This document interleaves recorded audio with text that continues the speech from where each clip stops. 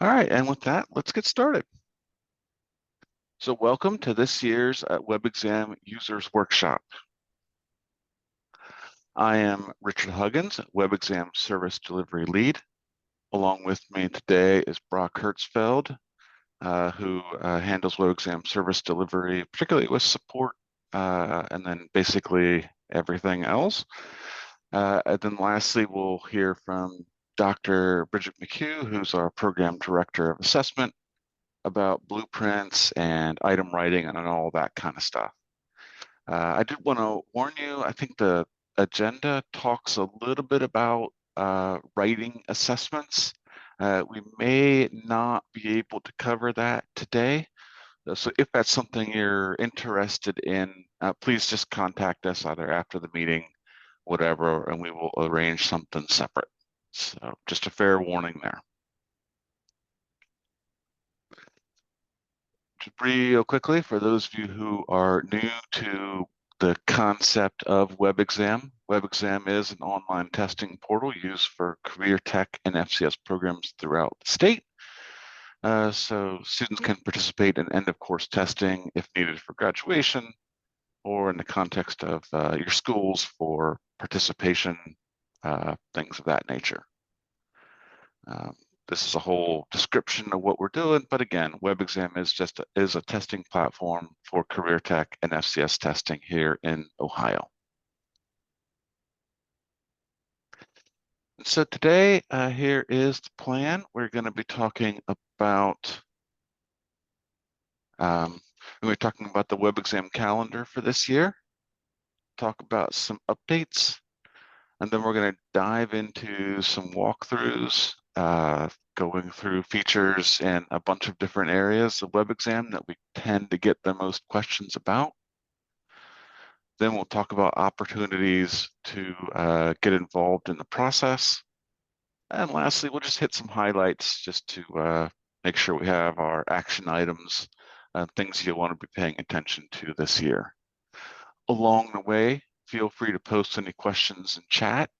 We have people there who will be helping to answer your questions, and where possible, we'll also answer those questions for the entire group as needed. So again, to the extent possible, keep yourselves muted just to keep things organized and fun for everybody. But you know, we can keep it a little bit loose, and we'll just get going. Hopefully. So the WebXam calendar for this year. This year we're going to be, well, we already did fall pre-testing from mid-August until September 29th.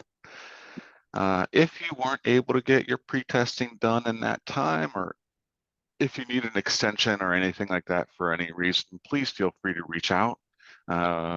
We're happy to do everything we can to accommodate you in that regard. We just opened the field testing and post-testing windows for this year. Field testing is in the business, finance, and marketing career areas, and those are 4 pathways. I think it's the C4 and C5 pathways, along with the, hopefully I get this right, the G2 pathway, and then S5. So those pathways are in field testing this year. We'll talk a little bit more about what that means later on. But just note for now that field testing window closes earlier. So if you have business, finance, and marketing programs, you'll want to plan to get that testing done a little bit earlier, than usual. And that's just a 1-year thing for business, finance, and marketing. There will be additional, there'll be new career fields next year for field testing. Lastly, there's a winter pre-testing window for second semester courses in, I'm just turning off the waiting room here. Let me do that. Okay. Okay, there's a winter pre-testing window in basically the entirety of January for second semester students. And again, if you get there and just because of the way your school calendars work, you need an extension or even if you want to do some pre-testing in December, just feel free to reach out. We're happy to accommodate you. I do see a note from Josh Baker. Yes, the slideshow will be available, and there'll also be a video. This video will be available as well. Some other dates to be aware of. So the field testing process, students see the entire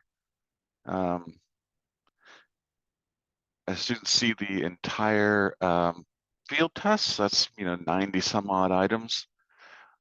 I just real quick, I want to go to chat real quickly because I see a note about practice tests. I think practice tests are not showing up in activation. That's an issue that will be fixed overnight tonight. So just be aware that the practice tests are not working currently, but they will be very, very soon. So back to these other dates, there's a target for field test finalization. And what that means is that's when we take that larger 90 item test, we narrow it down to the 40 items for the post-test, and then we rescore students based on just those 40 items. So the target for that to be done is by the 6th of May. And that's an important date for 3 reasons that are as follows. Reason 1 is that starting last year and continuing this year and going forward, students who took that field test and who are graduating seniors can retake that test, taking just those 40 items. And the goal there is for students who are using WebXam for the purpose of graduation, they have an opportunity to retake those tests if they need to improve those scores a little bit. So we started that last year with transportation systems, and we're continuing in that this year with business, finance, and marketing, and we expect that to continue going forward. So that's the first reason.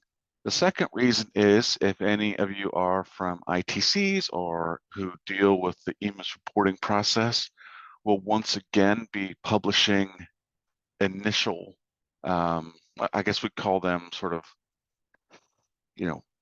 early phase testing result data so that you can get that data reported in EMIS right away for students that are graduating so that their colleges can have access to that information, often for the purpose of CTAG credit.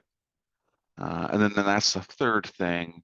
All the CTAG ascent data is published in preliminary form on that May date as well, on or about that May 6th date as well.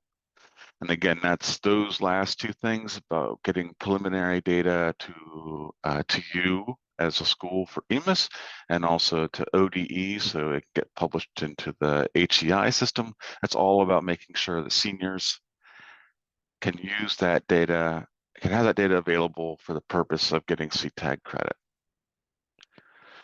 And the last date on this list is on the 14th of June, which is the target date for all of our end of year data to be released.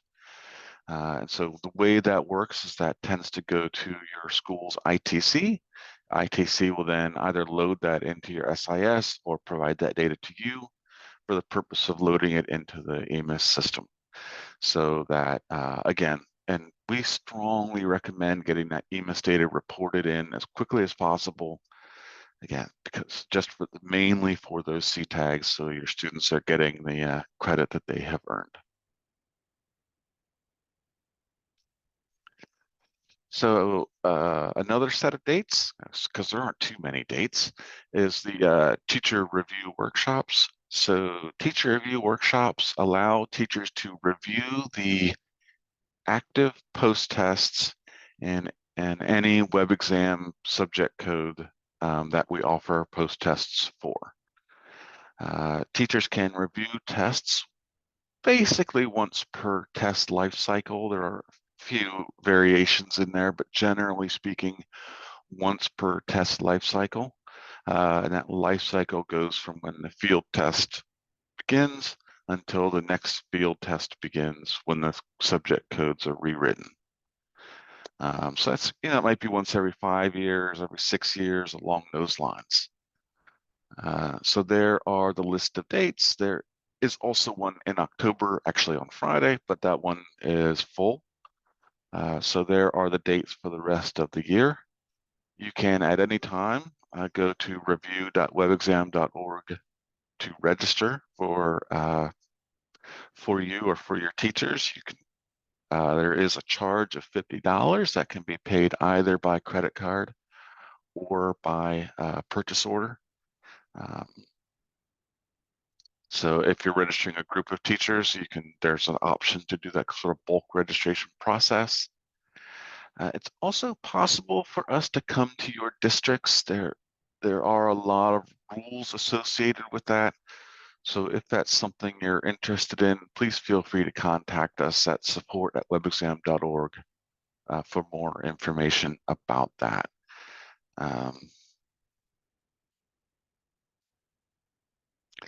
So moving on to WebXam updates for the year.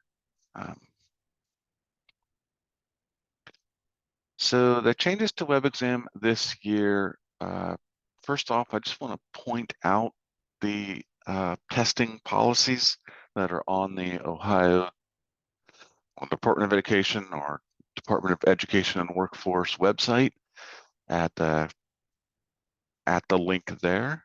And those really cover all of the various testing policies. It used to be fairly straightforward, right? You could test a student once per year in a given subject code.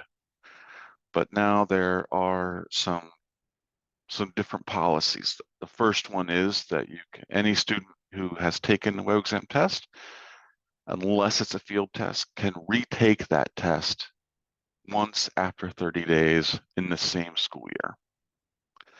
And then they could still retake that again the next school year and then retake it within that school year as well. So students have multiple options to complete these tests.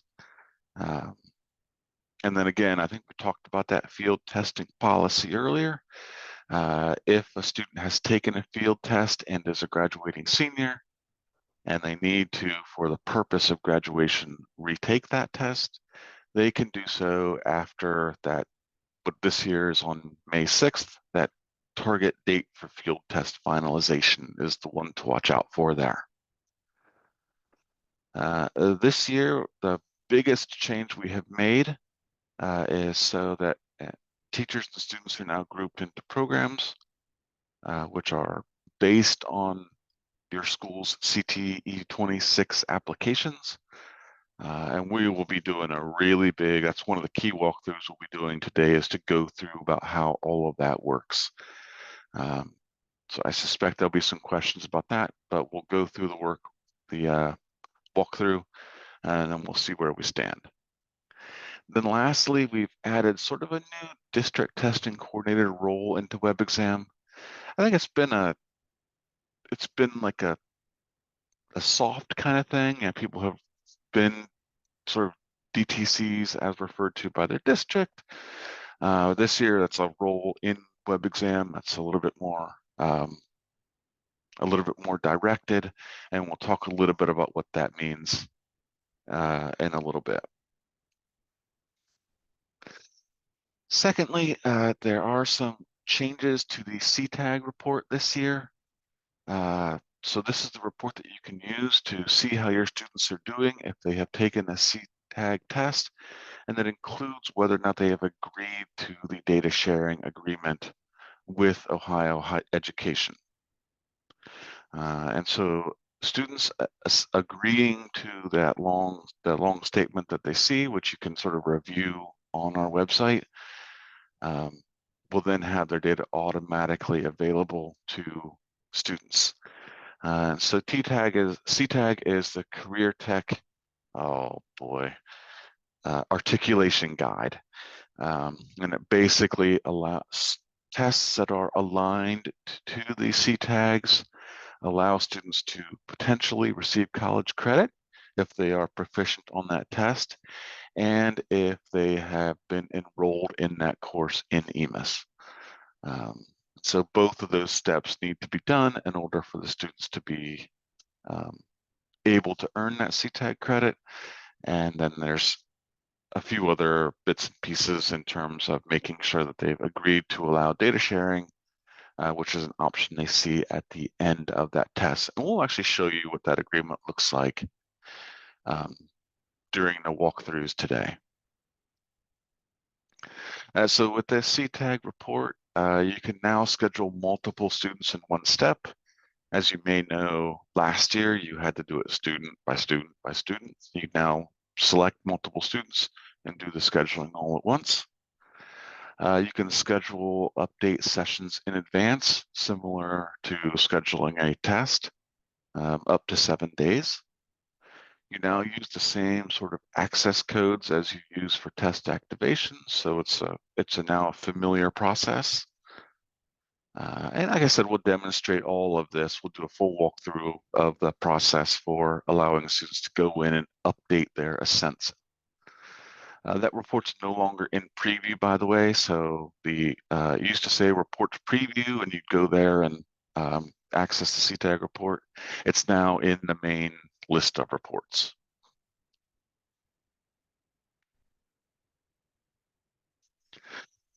So let's talk about program support and WebXam, since that is the big change. Before we really dive into the walkthrough, I wanted to talk through why we made a big change to WebXam that it's created some work, I think, for us. It's created some work for you as teachers and administrators. So we want to make sure you understand why we're doing it. And sort of the key things are that we've been noticing some trends over the last few years. One of those trends is that there are getting to be a lot of cases of teachers accidentally activating the wrong test for students. And that has sort of a lot of effects. One is that students are taking the wrong test, which is not great, not optimal. So then retesting them takes them away from instruction time that they need. It also means that if that error isn't caught, then that student might not get, if that's a CTAG course, they might not get the college credit that they've earned. So we really wanted to make sure we took some steps to address that problem. The second thing we had noticed was that sometimes results were getting delivered to the wrong district. And Brock will talk about this when we're talking about test activation, that we used to have to ask teachers, hey, where does this data get reported to? Sometimes teachers don't know that. That's sort of outside of their expertise. So by using the CTE 26 data, we can now ensure that everything gets reported to the correct district, as much as possible anyway. So those two things were some of the reasons. And then lastly was with respect to sort of data access. We used to use something called the WebXam hierarchy, and you would organize all your administrators and teachers in this big tree, and most of the time it worked, but occasionally the structure of your schools, it didn't really work that way. And it got very cumbersome and very complex for people to edit. So we wanted to sort of simplify all that down to make everything a little bit easier to use. So to that end, and to address all three of those problems in one thing, we chose to make this change to program support in WebXam, which aims to simplify test activation for teachers by basically only showing them the tests that they teach. We think it simplifies user management mainly for district testing coordinators, but ultimately for everybody. We think it improves end-of-year report delivery accuracy, because now instead of relying upon teachers to tell us where data gets reported to, we're able to use the CTE 26 data to guide that process. As an added bonus, we're now able to offer some role customization for districts that have some special requirements. Those requirements include the ability to sort of rename tests in subject codes based on how your school names them. So if you have maybe an AFNR test, an agriculture, food, natural resources test, but you call it something else, you can now modify the program so that the test is referred to that way when teachers are doing activation. And again, that's all about sort of making sure that when they see a test in activation, they know that's the one they need to be activating. And then secondly, there are what's called restrictions in the programs now, where you can mark a administrator or teacher as either read-only, which means they can see student data, but they can't edit it, and they can't activate tests. And then there's another restriction called activate only, where they can't really see any user data, any student data, but they can activate tests. And those two restrictions are designed to allow you to really customize the level of access that you want to give people. For example, if you were to have a teacher aide who was helping activate tests, deliver tests for groups of students across multiple teachers, you might give that teacher aide an administrative account into a program and then restrict them to activate only, so they can't see the student data, as an example. And then, as I said, this ends the use of the old WebXam hierarchy, which was cumbersome to use. I don't know if any of you agree with that, but I found it cumbersome to use and was no longer useful in many cases, particularly at the career centers.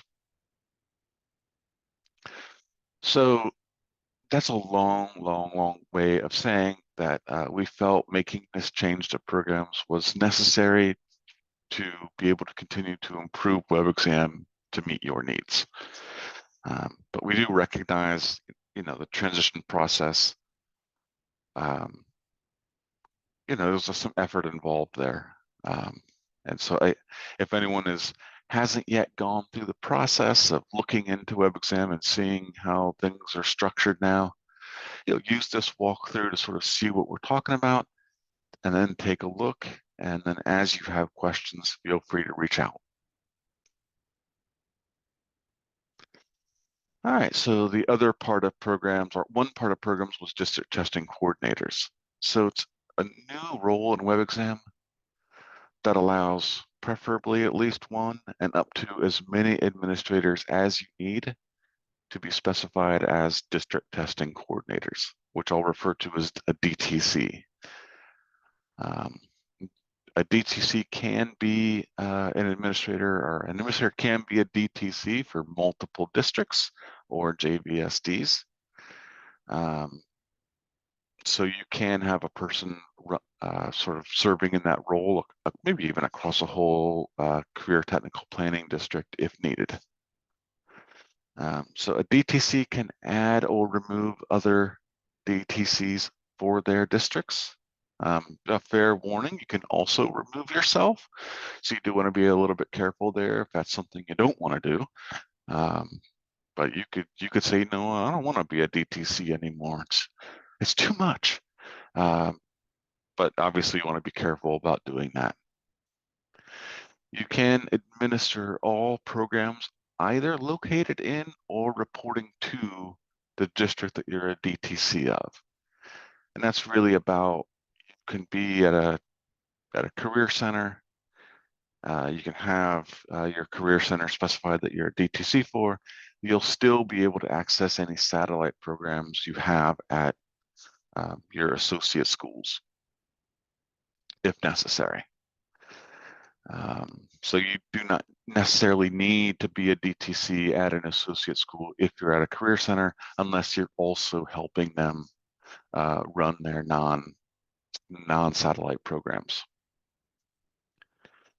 And then as a DTC, lastly, you'll also be able to manage any students or teachers that are not assigned to any programs currently, but are in the districts that you're a DTC of. So that just allows you to access data for students who are no longer in any programs if you need to.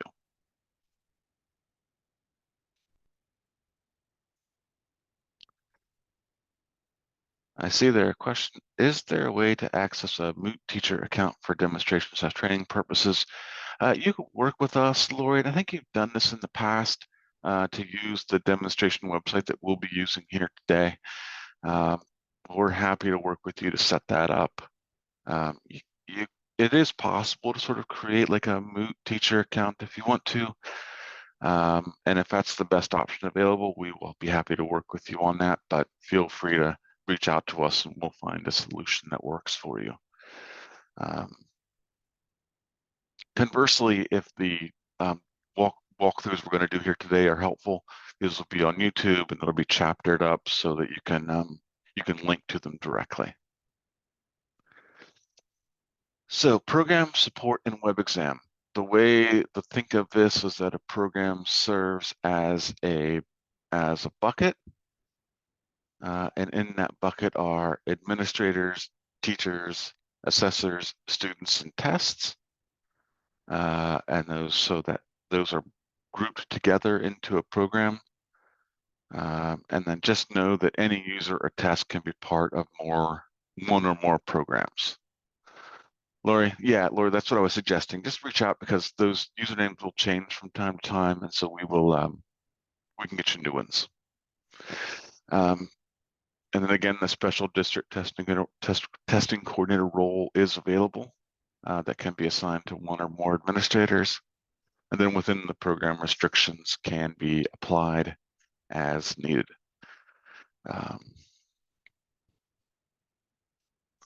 Okay. The last thing I want to talk about with the WebXam updates for this year are for field testing. So field testing this year is in business, finance, and marketing. That field testing window closes a little bit early. It closes on April 19th.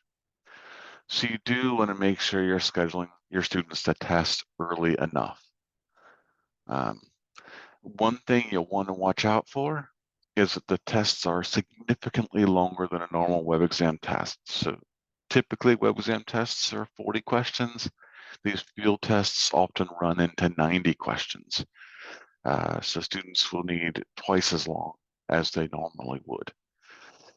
And that's important, obviously, because a lot of times that may extend beyond a sort of standard 45 to 50-minute class schedule. So you will want to work with your administrators to sort of figure out a timing process that works wherever possible. In fact, it's required in most cases that students complete those tests in one sitting, obviously emergencies aside. So whenever possible, you should try to do some scheduling in a way that allows those students to complete that test in one sitting.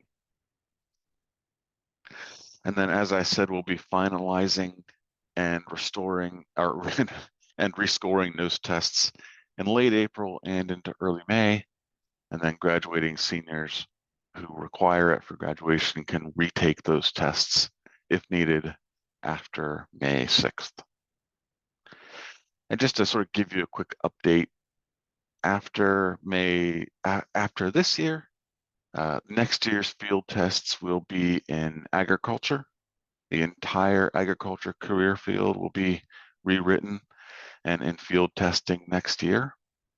Then after that, if everything goes according to plan, both the IT and the arts and communications career fields will be in field testing. And what that really means is that over the next 3 years, about 40% of all the subject codes in career tech testing in Ohio will be going through the field testing process. So it's an opportunity to sort of think through and get processes in place at your schools that will allow for that field testing process to go as smoothly as possible, because there's going to be a lot of field testing coming up over the next few years.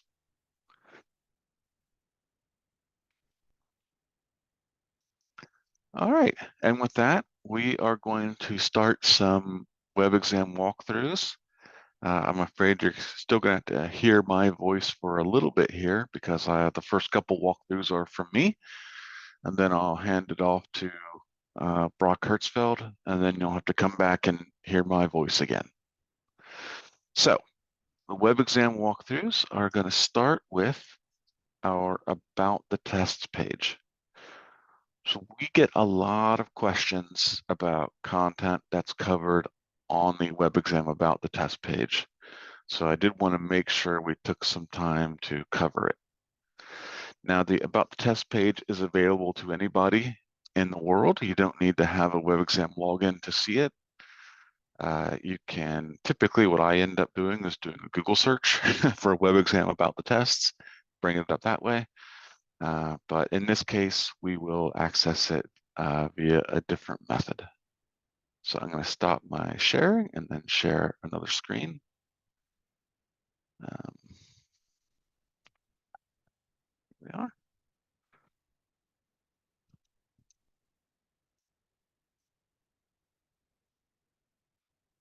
Maybe don't save that. So this is the page you see when you sign into WebXam typically.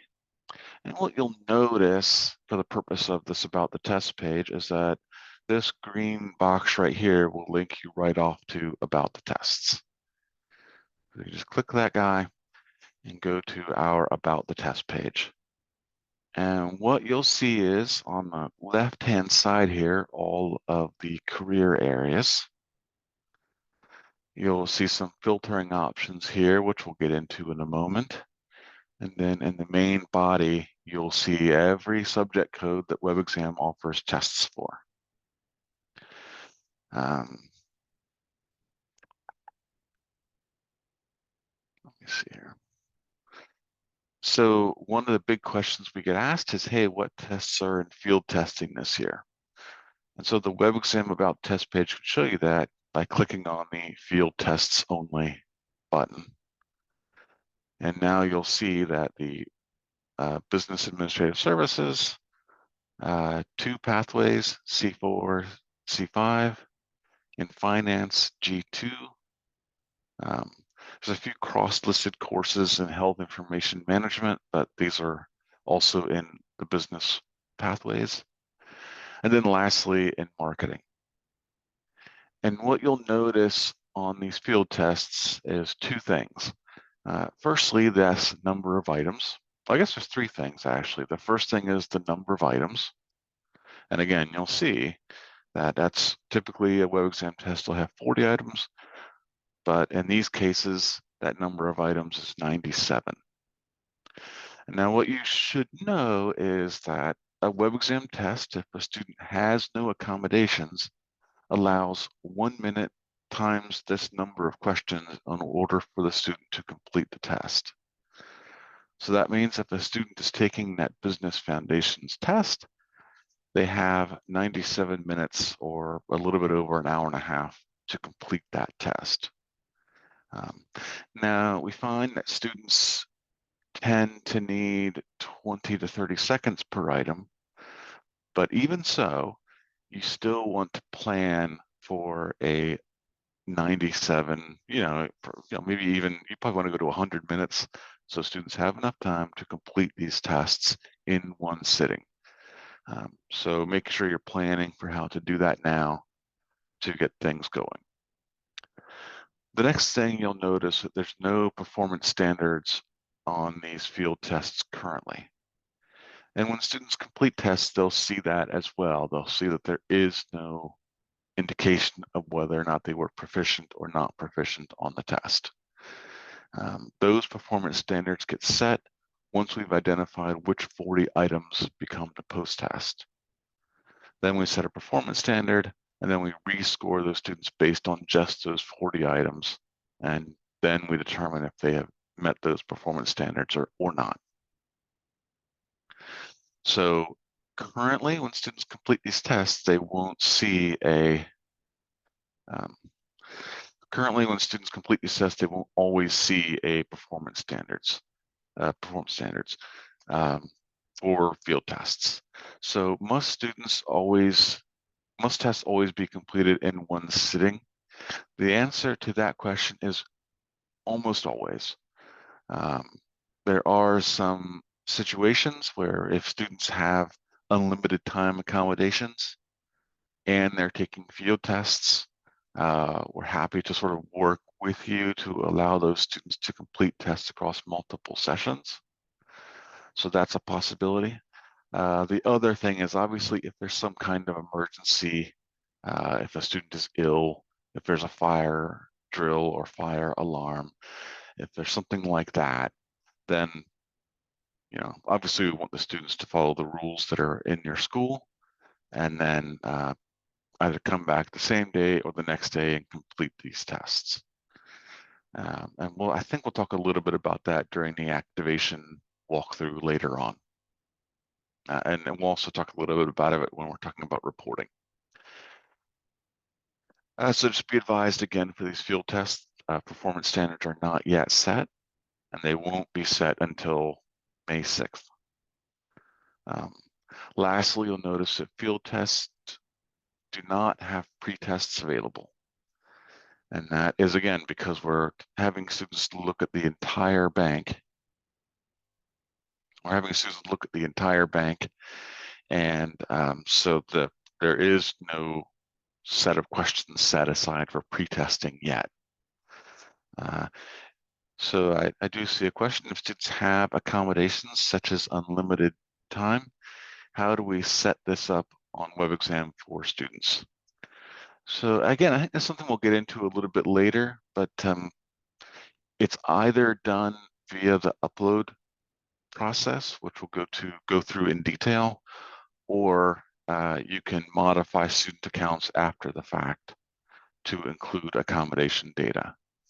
And the key thing is, in most cases, except for when you're dealing with EL students, English language students, English language learning students, except in that case, all students need to have an IEP or some documentation of why that accommodation exists. So just be aware of that. But I think we'll go into that a little bit more detail.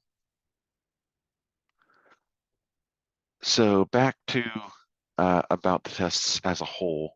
Now you'll notice for tests that are not in field testing, there are performance standards. And what you're really focused on, particularly for reporting purposes, is this performance standard. And this sort of dictates how many questions students must get, or what percentage of questions students must get correct in order to be proficient on that assessment. So you'll notice for agriculture here that the numbers are sort of random. As we have gone forward, we have tried to sort of make those performance standards fall on the fives or zeros, so it matches sort of a number of questions that students are going to see. So if you have a 40-item test with a 65% performance standards, that's a specific number of questions. Is it 33? Am I doing that math correctly? That they have to get correct to be proficient. I don't think I am doing that math correctly.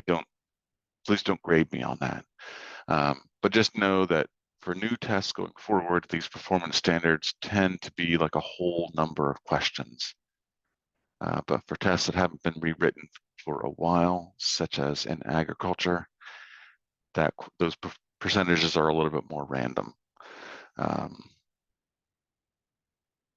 So these are the performance standards. We provide you these advanced performance standards if you are using these tests as part of student class grades to give you some additional delineation as needed.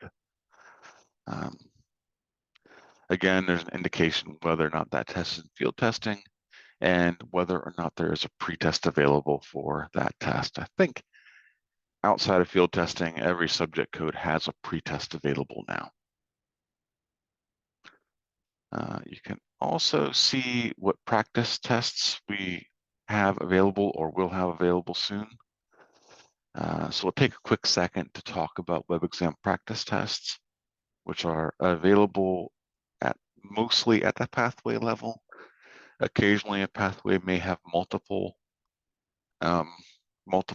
practice tests, but in general, it's one practice test per pathway, and it's 20 questions. There are no performance standards. They're not intended to be used as a pretest. They're really intended to be used as sort of a demonstration test it's intended to be used as a demonstration of how WebXam asks questions in that content area, so that students can sort of get used to how these questions are worded. Are non-field tests 1 minute per question for 40 minutes, or are they allowed an hour? That's a great question, and it comes up so often that I'm glad it was asked. So to answer that question, it's 40 minutes. So it's 1 minute per question.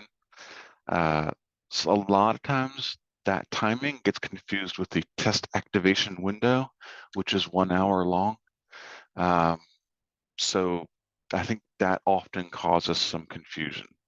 But there's a test activation window of 1 hour that defines the time period during which a student can start a test. They then have 40 minutes to complete it once they've started it, provided they have no accommodations. So thank you so much for asking about that. All right, two last things. So, and these will become important later on when we're going through the outcome report, the blueprints and the standards links in each pathway. So a test blueprint, which we will go into in some detail later on, really talks about across the bank that was written for for each subject code in that pathway, what percentage of questions cover an outcome. So if we look at this agriculture, food, and natural resources test, we get a sense of how heavily different content areas are going to be covered on that assessment.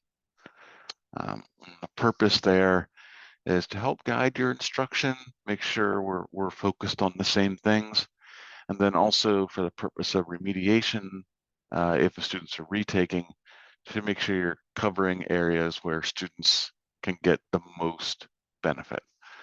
And so these blueprints are available for every test, including the tests that are currently in field testing.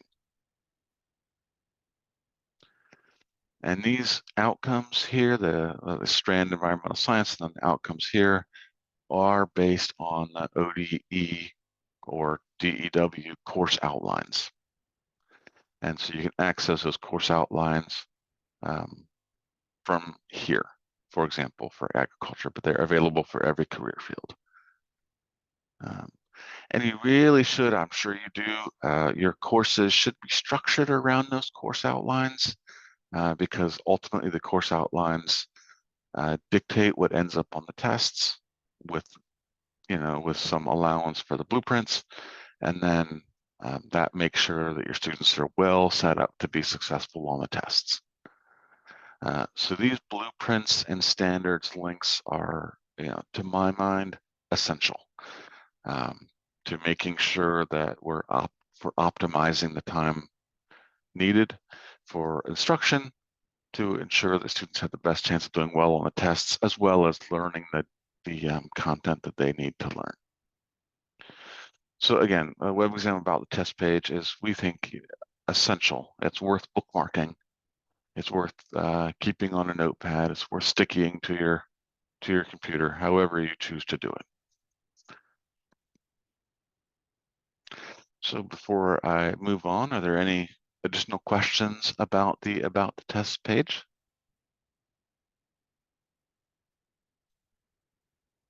That's actually a sneaky opportunity for me to take a drink.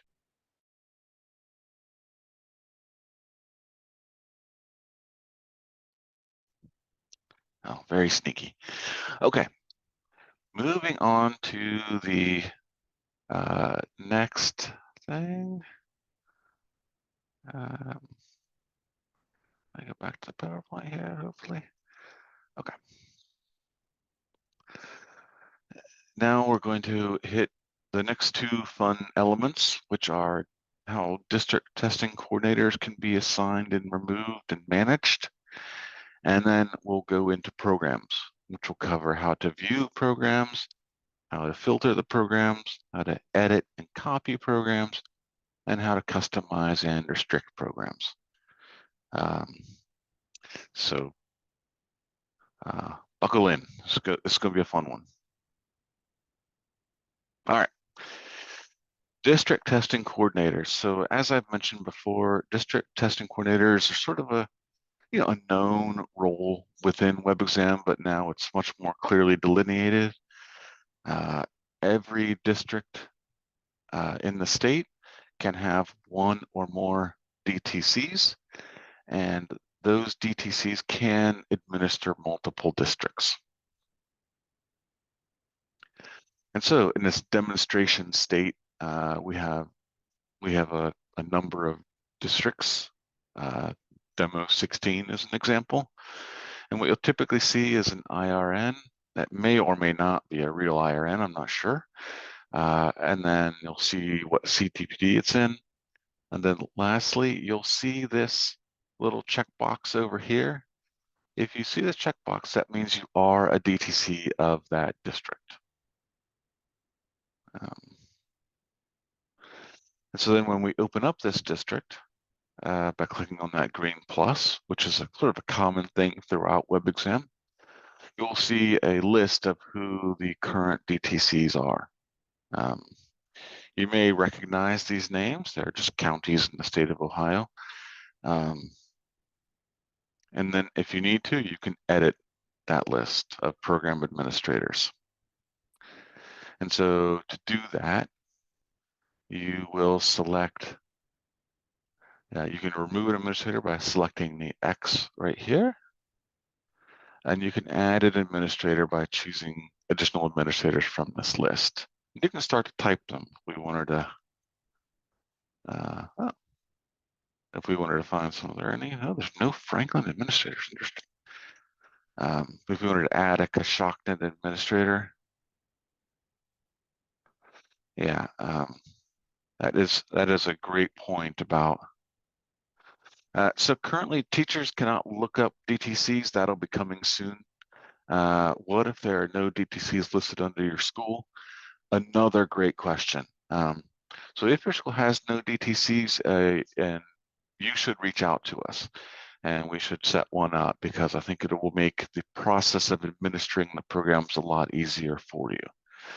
But the first DTC, or if you're a DTC taking over for somebody who has left, we may require documentation from your superintendent, or at least approval from your superintendent, before we can give you that access. And that's just about protecting that student data. So if your school has no DTCs or no current DTCs, we may just require some additional documentation from you. First year DTCs usually for each school district, for each program within the district. Typically you'll have both, or you may well have both. For smaller districts, maybe like where you have an ag program or a business program and maybe some IT or whatever, you might have a DTC only and then no administrators at the program level. But if you're a larger district, it may be different. You may have a district testing coordinator, and then you may also have program level administrators. So it'll vary a little bit based on what your needs are. So as I said, for DTCs, you can add a DTC in, and then just click this Edit Administrator button to save that change. And then you'll go back and see now our Coshocton person is one of the DTCs for that district. So those are sort of the processes for adding DTCs. Again, if your district doesn't have any, reach out to us. we may require additional documentation before we can add you as a DTC. Once you are a DTC, there's, I guess, what we called it in the old days, continue calling it a chain of trust. Once you're a DTC, you can add additional DTCs as needed because we've established that trust with you to be able to do that. So just be aware that if there are no DTCs, there may be some additional steps, but if once you are a DTC, you can add others as needed.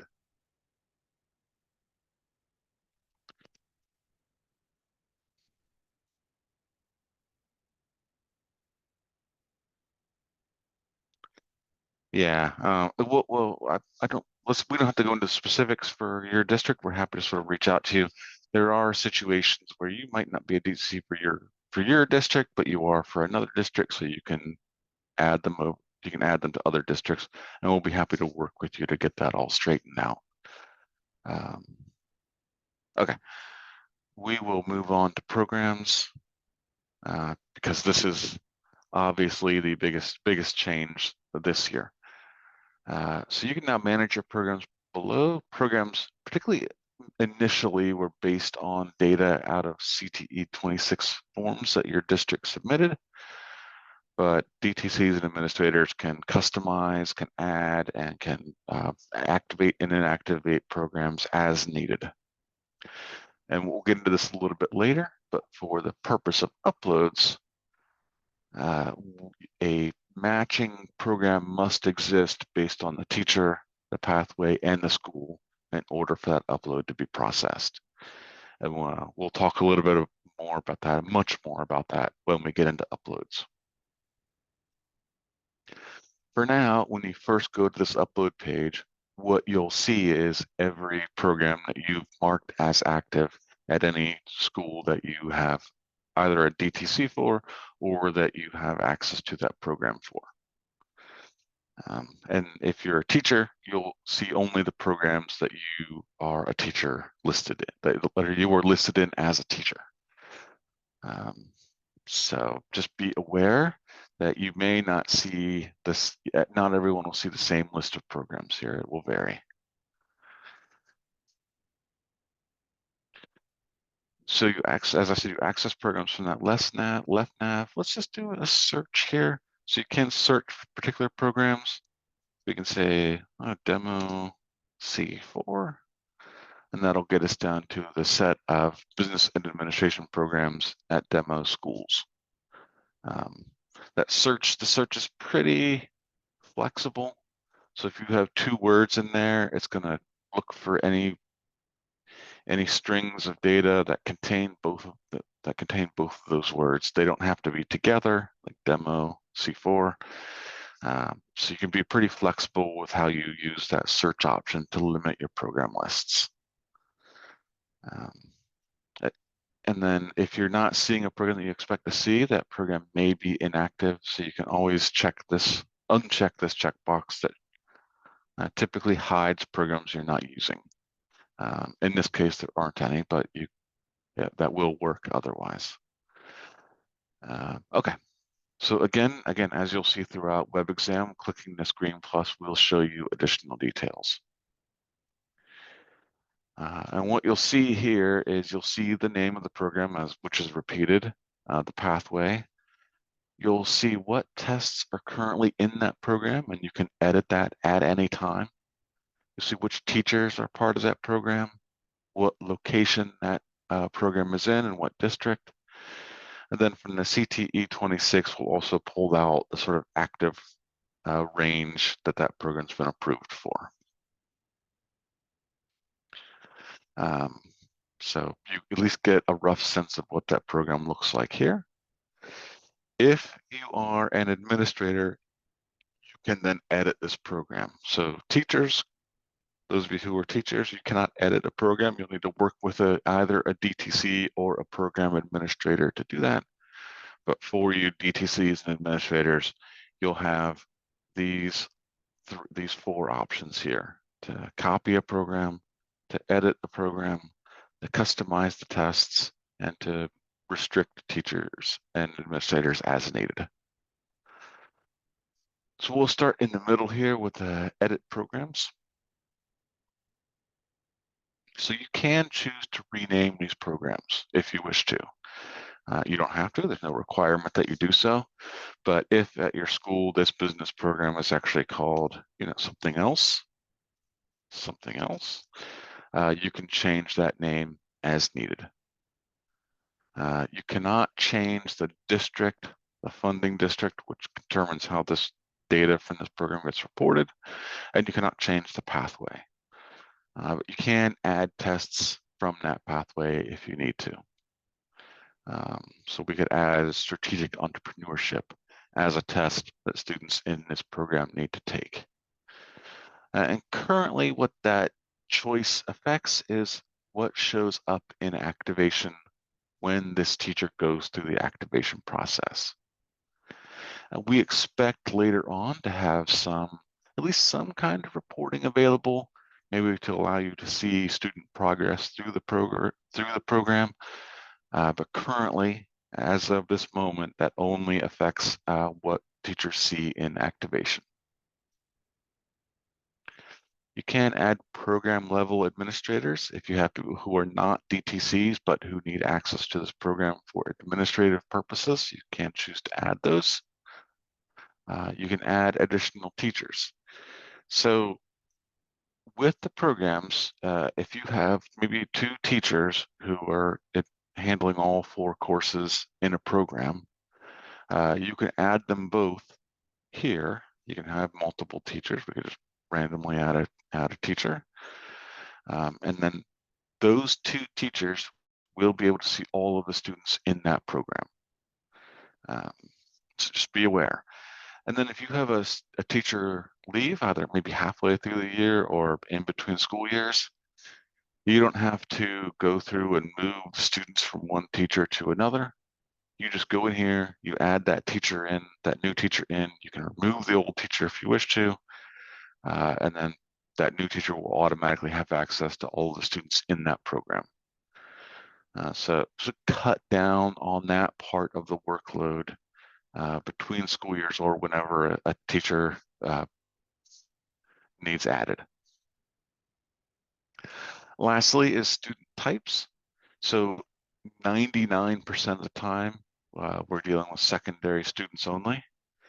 But if a program includes adult students and you want to use WebXam with those adult students, I don't think there's any requirement to do that. But if that ever happens, you can choose to add adult students as part of that program.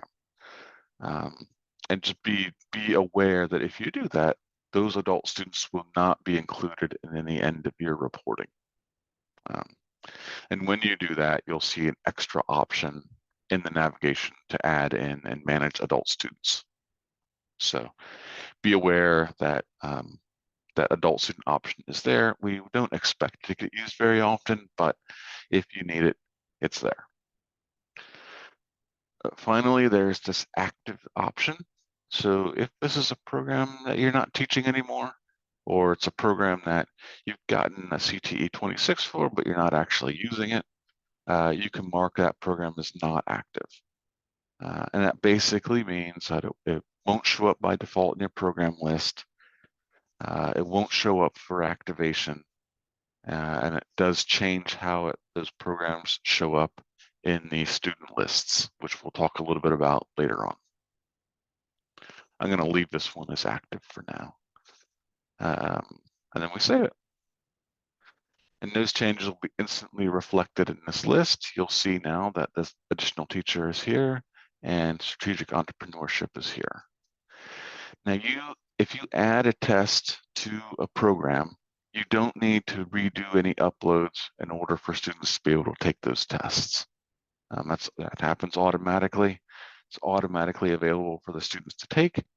So you could go right from here into the activate test process so that students can take that entrepreneurship test if they need to. There's no additional steps necessary in order for students to test. All right, moving on. So let's talk about copy programs a little bit. So when we initially created all of the programs in WebXam, based on the CTE 26 data, we made one program per program area. Now, obviously at your schools, you may be offering multiple C4 programs, for example. Maybe it's a case where these two teachers are teaching two completely separate programs and you want to split them up so that they each have their own set of students. So you can do that now with the copy program option. By the way, I noticed the name now something else. Well named by me. So we can do copy program. And we can give that program a new name. Copy. Let me get rid of that initial step there. And then we click the create program copy to create it. Now, when you do that, you might have to refilter if you were using the search option. But now we see our copy program that we've just made. And what you'll notice when you do that is you've got a new C4 program. It doesn't have any tests, it doesn't have any teachers, doesn't have any administrators. That is still connected to the same CTE 26 data. And so then at that point, you can go in and edit this. You can add the tests that are specific to that program. Maybe it's, I'm just picking 4 random tests here. You can add that teacher. And we can leave it as active and we can save it. And then we can go to the original program and remove that teacher.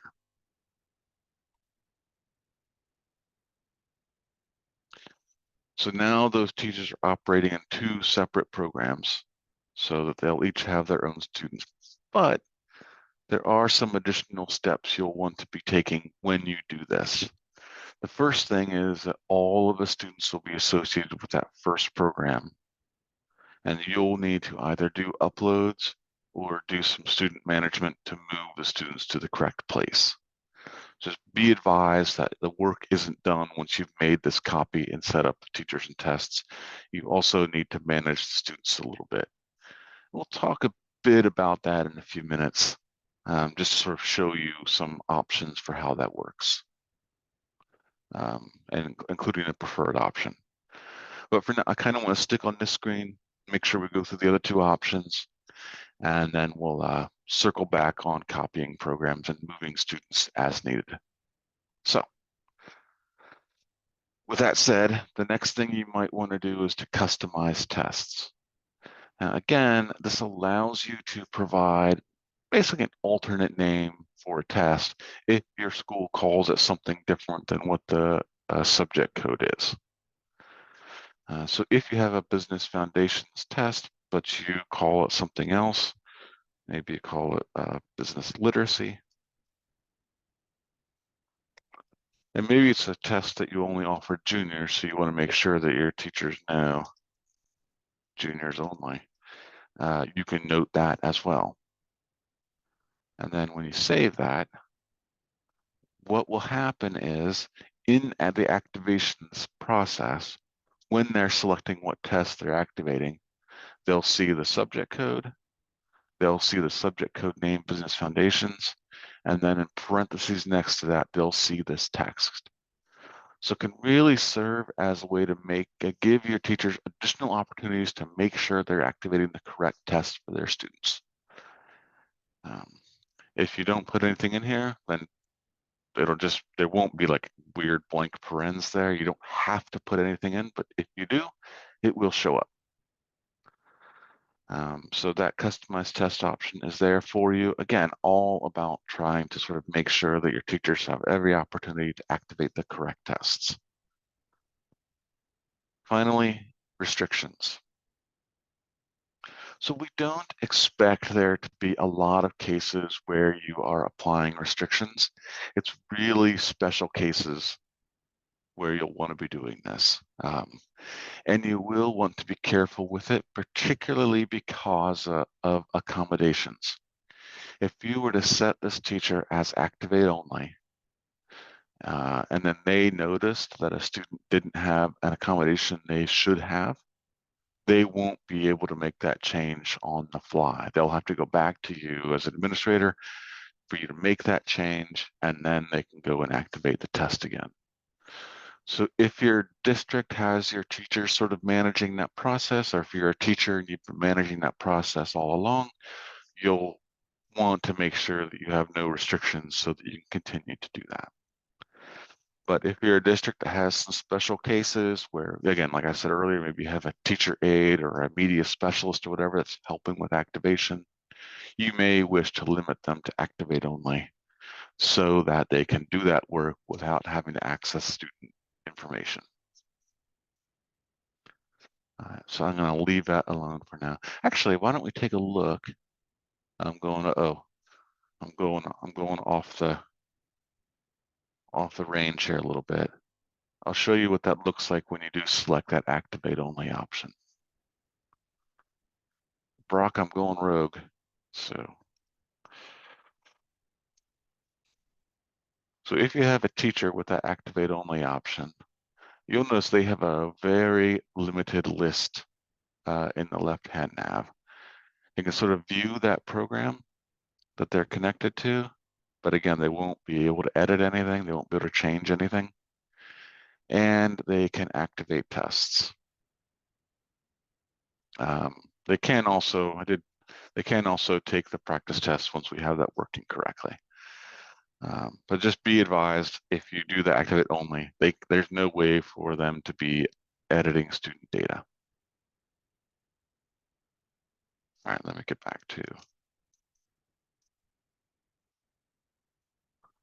oh, let me learn how to type. I'm glad you all get to see this. Okay, so back to programs. Okay, and we're back on script. So that really concludes the sort of program walkthrough here. Are there any questions about any of that? That was a lot of information I just went through. So just let me know if you have any questions in the chat, and I'll be happy to sort of work through those. Not seeing anything popping up yet, but feel free to ask as needed. I do want to talk a little bit about when you do this copy program option, how to move students around. So you have a couple of options, and probably the one, I guess I would say I would recommend is that you remove all students from this initial program that you copied from, and then do uploads into the two programs that you now have that are now without students. So that way you're sure which students are in which program. But you can also go to secondary student list, and you can filter students by program. So something else. And you'll see that this program has a number of students in it. It has 79 students. Is the teacher the one doing this or the DTC? So it's either going to be a DTC or a program level administrator of a C4, in this case, a C4 program at a school.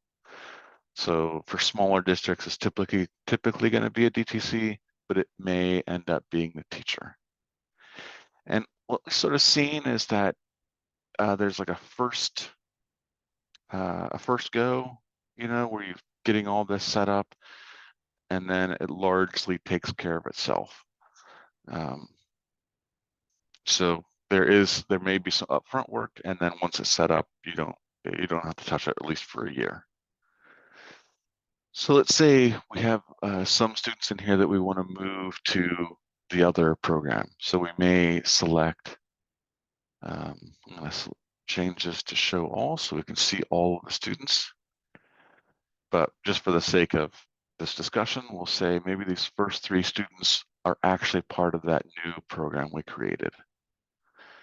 And so what you can do is when you check this option, you can now apply a set of bulk actions to those student accounts. And amongst those bulk actions are the option to add a program to those student accounts and to remove a program from those student accounts. So we can say, hey, let's add, I'm looking for, I don't know, C4 copy. That's the new program that we created in the last step, and we can apply that. And so now they've been added to that new program, but we also want to remove them from this old program. So remove, and they're going to get removed from the C4 something else. Apply. And so now if we refilter, we should see that those 3 students are no longer in this list. But if we go to the copy, they are in this list. So that's one way to move students between programs. Bring up the initial program, select the students that you want, add them to the new program, then remove them from the old program, or vice versa. Is the location for a student relevant? Sometimes our JVS student location changes back and forth to the home school. The answer to that is not really. It's really intended as a, sort of an organizational mechanism for you at the schools, but it doesn't affect reporting. It doesn't affect anything significant. So it's really just about how well you want to sort of keep things organized. So I guess the short answer to that basically is no, it's not particularly relevant anymore.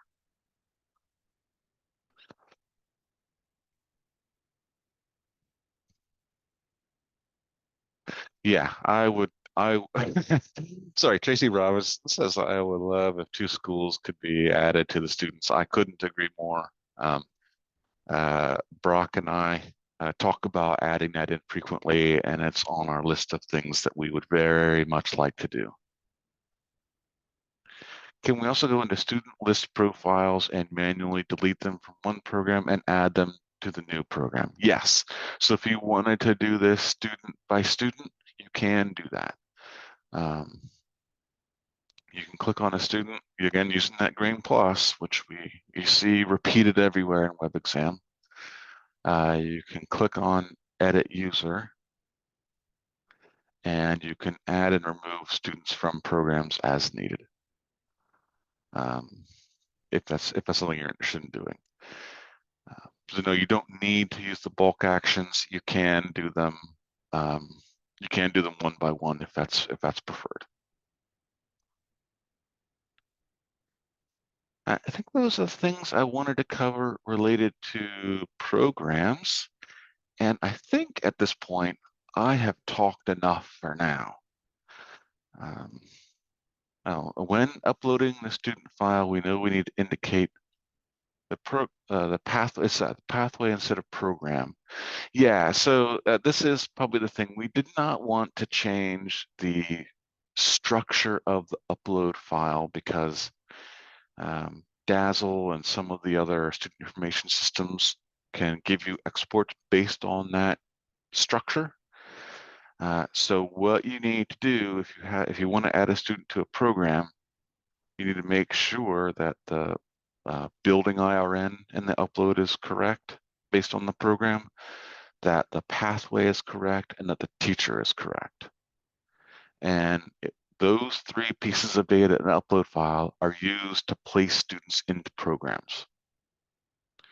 And that's worth noting if you have 2 programs that have the same teacher and the same pathway at the same school, and you do an upload, it will put those students into both programs. And then as Barbara says, absolutely, tags are a great way to sort of group students in a way that works for you. We can talk about tags a little bit. So say we have a student, we want to edit them, and we go to here tags. These are just random random strings of data that you can add to student accounts. Now, you want to be a little bit descriptive when adding tags, just because remember, it's not just you who will see this tag. Anyone with access to that student will see that tag. So you want to be a little bit clear about what you're trying to indicate. It might be 2023, dash global dash food, whatever it might be, period 1, for example. Oh, I did that wrong. What did I do wrong?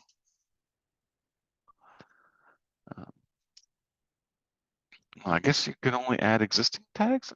I'm glad that I decided I wanted to show you that, and then I don't actually know how it works.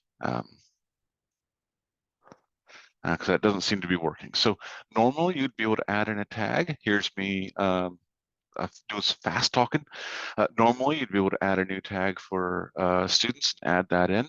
It may not be working on our demonstration site, but that's certainly something that's available. When activating a test, can we choose more than one tag at a time? No. So when you're activating a test, you can only select one tag at a time currently. So that's a great feature request though, and that's something we'll look into, as well as fixing whatever that bug is with the tags. Or the bug might be with me, you never know. So with that, I am going to switch back to the PowerPoint window and then pass things over to Brock.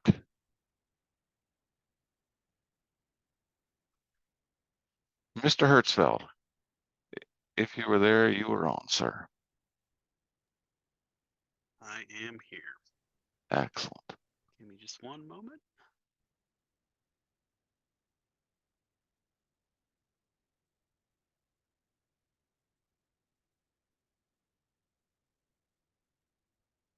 Okay. So I'm gonna walk through a couple other important pieces here. The first part is going to be student uploads. Rostering student data is one of the most important steps for efficiently running WebXam testing. If you roster your students at the appropriate times and have full coverage of all your students so that all of the data is updated annually in WebXam, the teachers have a lot less work to do. So mainly this is going to be focused on DTCs or administrators have been tasked with the process of uploading student data. So I have a screenshot here. This is of the main page of WebXam. I want to touch base on a couple other things that I normally talk about in this session before we move into the actual upload process. I just want to point out that the colored boxes there at the top are links to commonly used things that we would like you to know about. So first off is the user's guide. You can go look up a lot of information about how to operate WebXam. If you run into an issue, you want to go discover what documentation we have on that. If that doesn't help you out, then we also have the support link on the far right, also a support menu on the top that has our telephone number. So if you really think that you need to talk to somebody, you can call us. Frequently that's going to end up being me.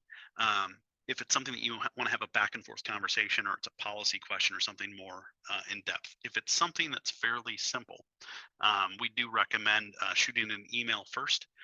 We try and check the emails every hour or so. We usually are very quick to get back to you. But if it's something that you know that we can resolve without having to have a phone conversation, that might be another method for you to reach out to us. Again, the green box there links off to the About the Test page that Richard covered earlier. It's also, again, available in the drop-down menu that's to the top right. And then the yellowish orange link there goes off to our news.webexam.org site. We frequently will post announcements for major changes that we're rolling out, and that page is completely public, no login required. So sometimes it's a little bit easier to put things there so that we can send out links where people can read a more in-depth article of something new that's coming out that we really want to get the information out there. Then if you take a look, there's a red arrow there. It's pointing down to the upload menu.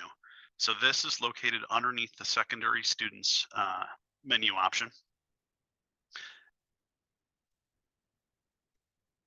This screenshot here is after clicking the upload. So this is the first page that you would see.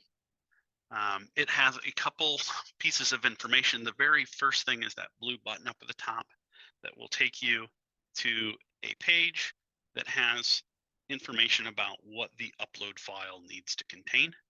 We have some links across the top that can be helpful. There's the ODE program and assessment matrix. That is the page that houses ODE's Excel file that includes all of the data for all of the courses that have been approved by them, the pathway structures. Basically, it's ODE's large document that lays out what courses are available, what tests are required for CTE and FCS. The next link there in gray that's labeled download the template, that will allow you to download a Excel file that you can use to populate your data into for uploading later, and we'll look at that in just a moment. The upload form link will link you back to the page that we were just on that has the button for uploading that file. And then we have a link there for documentation if you want to read over the process that you'd be going through.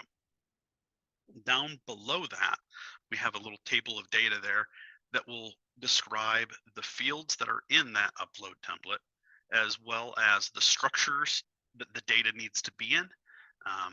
You can explore those. There's certain like letters that can be added in certain columns that will mean certain things. There's restrictions on what fields can have numbers versus letters, and the other details, just in case you start running into error messages, you can look up and reference what the data should look like. So this is a screenshot of the download template that we offer. If you notice, we're going to have the columns there. You want to keep this file in the same structure with the same headings in the same order. Sometimes we'll have districts that will upload a file and they'll get error messages because they accidentally deleted a column or something like that. We do, when we process the file, we need to have those columns in the same order. You'll notice the first one, the SSID there, is the student statewide identifier. That one is really critical for every student. It's how we uniquely identify students. And that is the one that we really need to have accurate. So there is an option in WebXam where a teacher or an administrator or another user can go in and add a student by filling out a link there underneath secondary student. There's a new button that'll take you to a form that'll let you fill out information. We generally discourage teachers from doing that.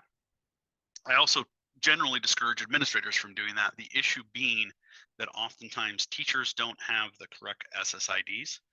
And it's very error prone that if they're hand keying in student data into WebXam one by one, you're more likely to have errors. So what we encourage is to have somebody at the school district that has good access to the student information system.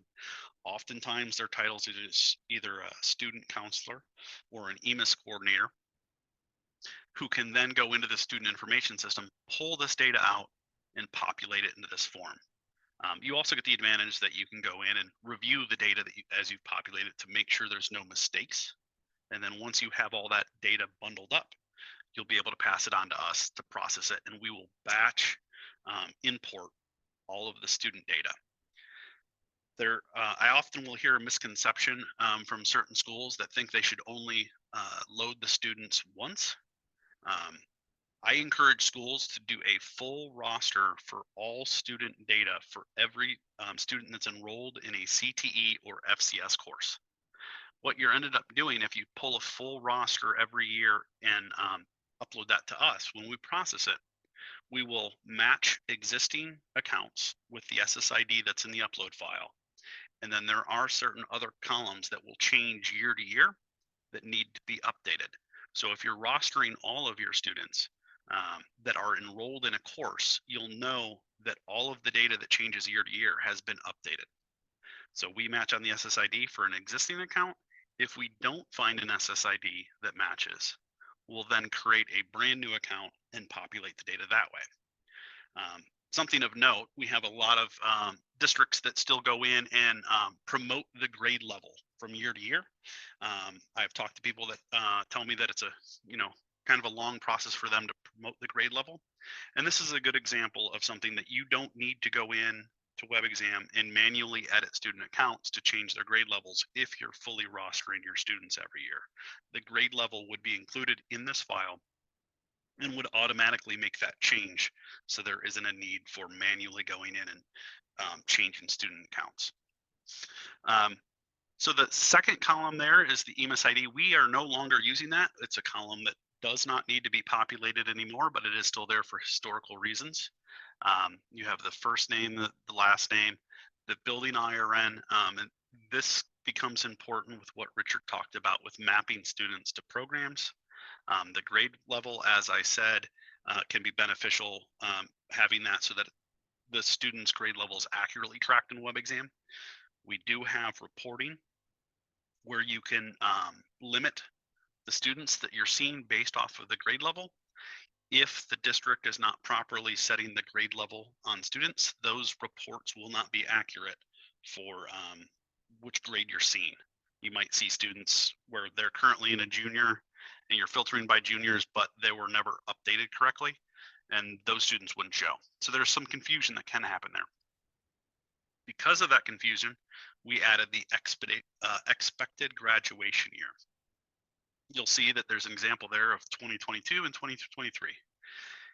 We added that as a more efficient manner of filtering students when you're running reports. The graduation years just seem to be much more accurate for the vast majority of students. You could set it for a student that's coming in as a freshman, and it's going to tend to be accurate through their entire career unless they graduated early or they got held back for a year. So in a lot of places in WebXam, we're kind of more frequently encouraging people to use the expected graduation year as a method of filtering their students. Additionally, here we have some other metadata that we collect about students. You can enter in the accommodations directly into the upload file if you have that data available. For most districts that I've spoken to, the accommodation data is frequently not housed in the student information system. So it can require a process of getting the accommodation data from your students and then manually going in here and updating the files here in the upload.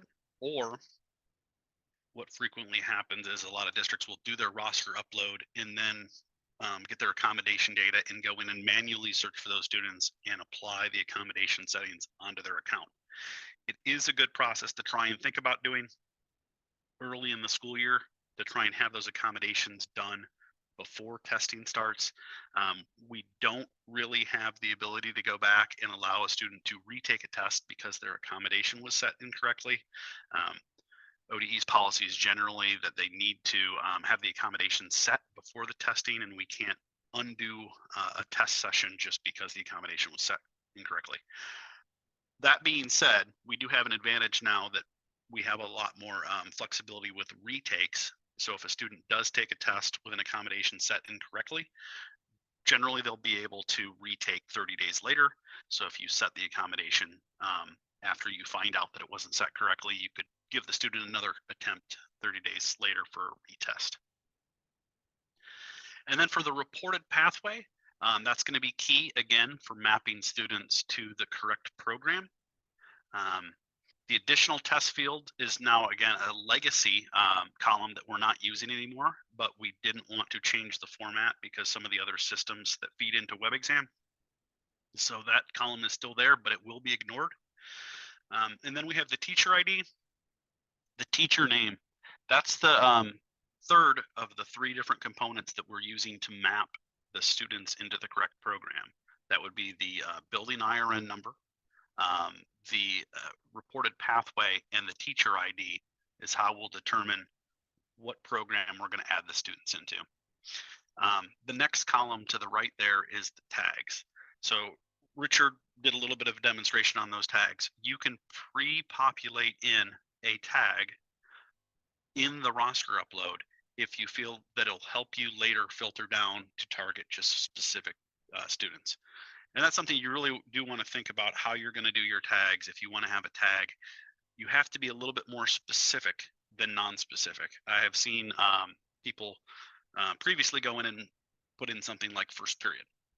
And that may work great to identify students for a year, but the next year those students are still going to remain with that same tag on them, and they likely won't be in that first period course or whatever you named. So you might want to be a little bit more specific, like adding in the year, the period, maybe the teacher name, so that that tag can then be used to filter down. Tagging can be helpful when you have lots of students. Maybe not so helpful if you have a smaller student population, where you can just you're not having teachers overwhelmed with how many kids they're seeing. That's the main purpose of tagging, is to be able to allow a teacher to filter down to a smaller set of students. They don't have to go through and find each student that's in their course to activate their tests.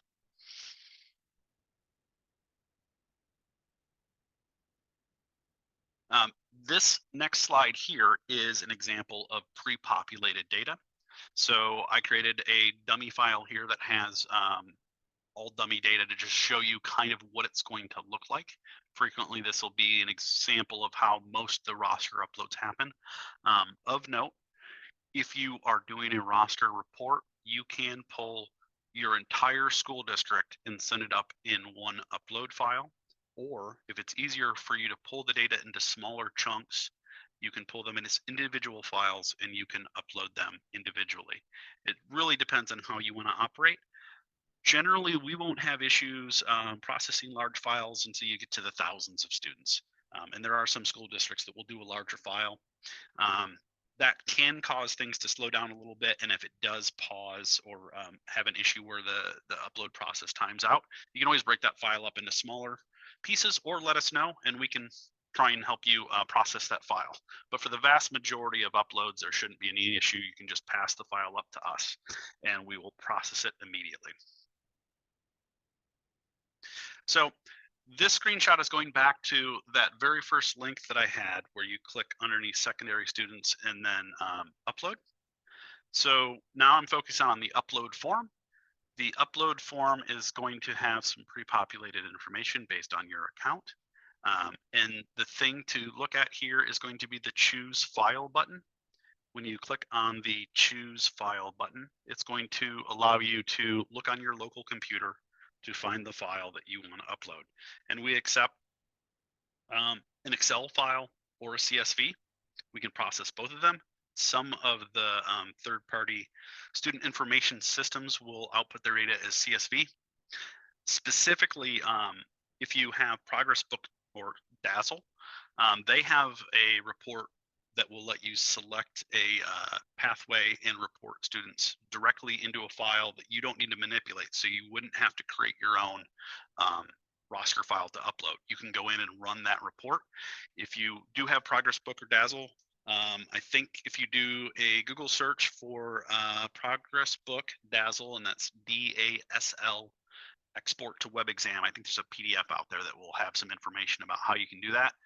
We do not have access to that system. I only know of that feature from users that have used it, as well as from the documentation that's out there on the web. So definitely look into it, because it can save a lot of time using your student information system to pull this data out. For other student information systems that are used around the state, you probably have access to just determine what data you want to pull out, and then you can format it as needed into our template file and then send that roster file up. There's a question there I'm seeing about how to assign 2 accommodations for one student. WebXam's accommodations are all additive, so there's no ability to add on more than one accommodation. It goes from time and a half, double time, unlimited time, And then reader is required, which also has unlimited time.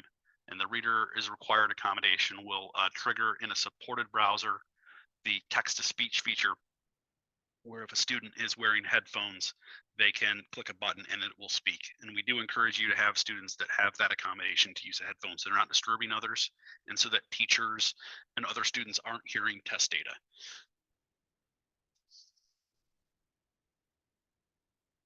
Okay, so this next screenshot is I had taken the original file that I had shown earlier with the populated data, and then I removed different column data so I could trigger some errors, so I could give you an example of what the errors would look like. So when you've clicked the upload button, you've selected your file and you pass it to WebXam, that file will get uploaded and our system will start parsing the data and looking for errors. So you'll see the error summary there, and it's going to list different hints of the issues that you have that you need to fix.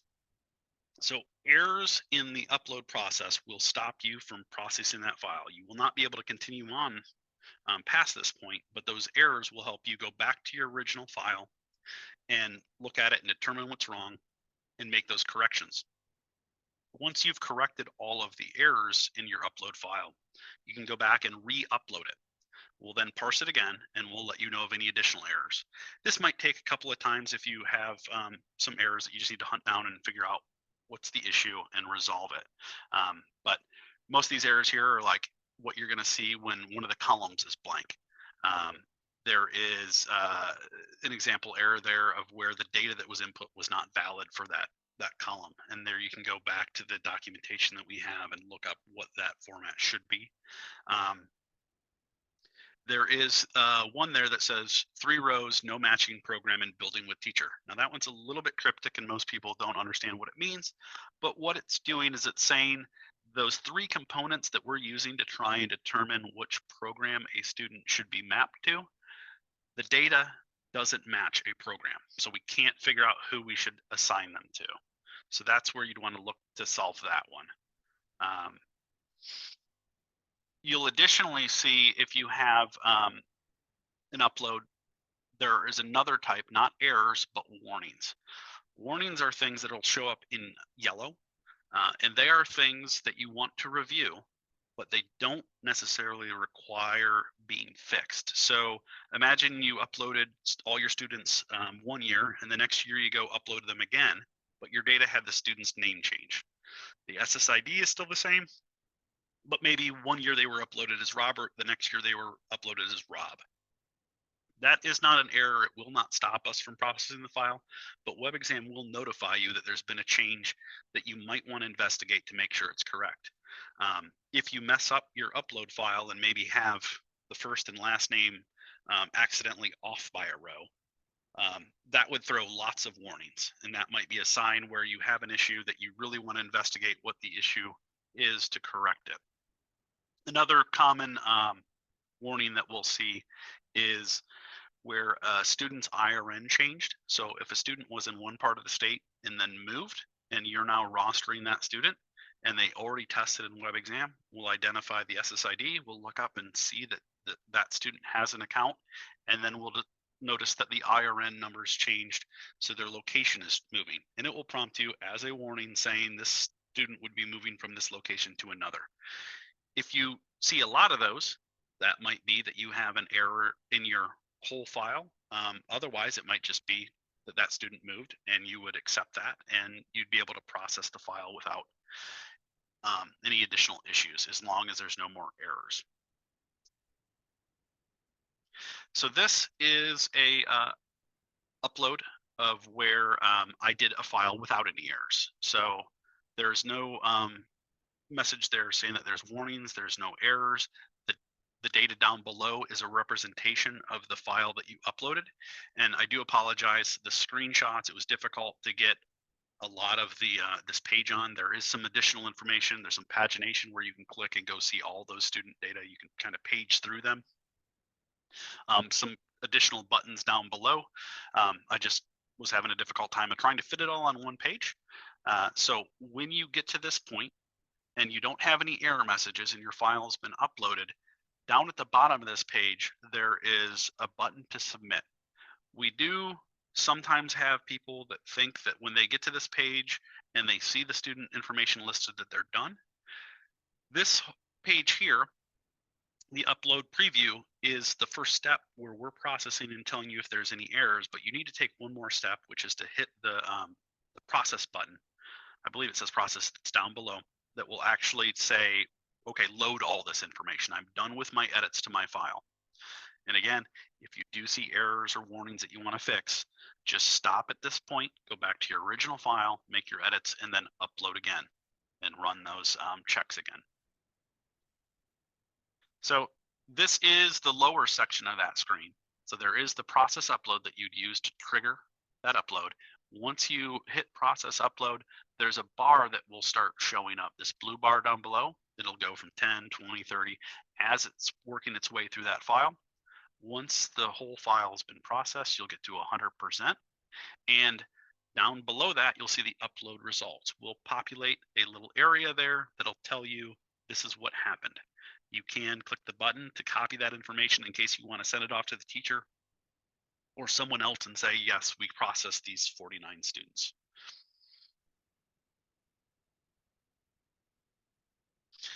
Okay.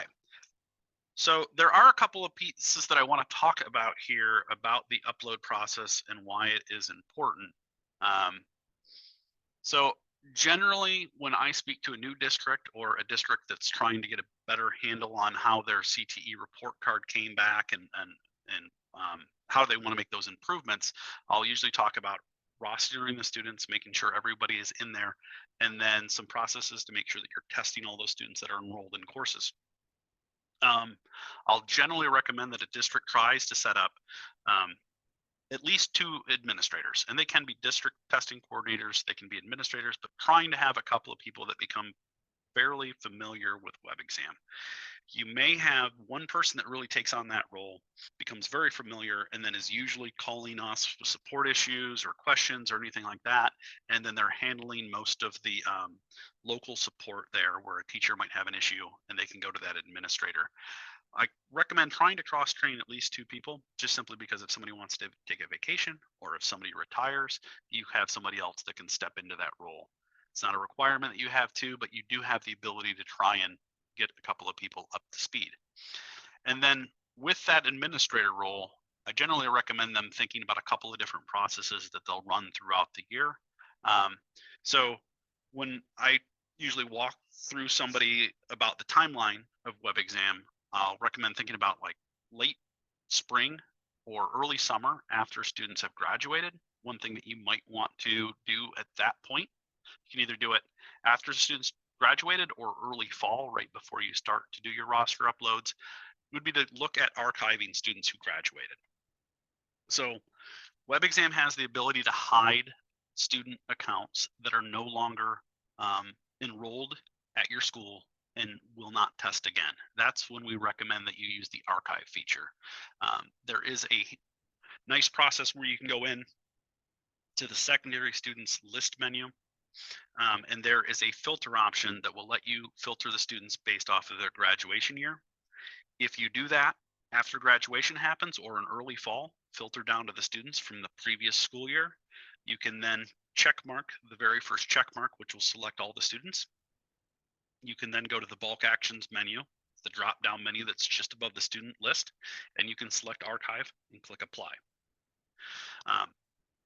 That will archive all those students, which means teachers will have less student accounts to see that are from previous years and are not helpful to them.